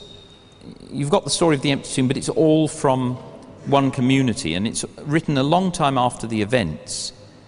I think in order to investigate that, as I say, it's a big mistake just to look at those manuscripts. You've got to ask something about human psychology and how prone we are to inventing stories, to accepting stories when they're passed to us, and so forth. What happens within religious communities? All sorts of surprising things, right? I mean, a lot of people say, oh, well, of course, the disciples must have believed in the resurrection. They must have had good reason, because look, they went and risked their lives. And yeah, that's common sense psychology. But actually, there's an interesting book, quite well known, When Prophecies Fail, where some researchers got inside an apocalyptic group and it was predicted that the end of the world was going to come with spacemen coming down and so on, and it didn't happen. And you'd think, wouldn't you, they'd give it up. But they didn't. They became more fervent. And apparently this is quite a well-established psychological phenomenon. So if you want to know how we behave, this is the message I've given throughout. You can only learn about the world through experience, not by sitting in your armchair and using rational intuition. And we need to know whether these stories are plausible in that context. Bill, last point. I'll recommend a book as well on this very subject. N.T. Wright, a fine British historical scholar, has really worked on this very problem of the cognitive dissonance that would be caused in the disciples by the execution of Jesus and the dashing of their messianic hopes, and whether that can be plausibly explicable in psychological terms as the grounds for their saying that he is risen from the dead and therefore is Messiah after all. N.T. Wright's book, The Resurrection of the Son of God, is an excellent, excellent historical study of this very question. So don't neglect that if you do choose to look into this issue. Can I just finally say, and from my point, go and read David Hume, Dialogues...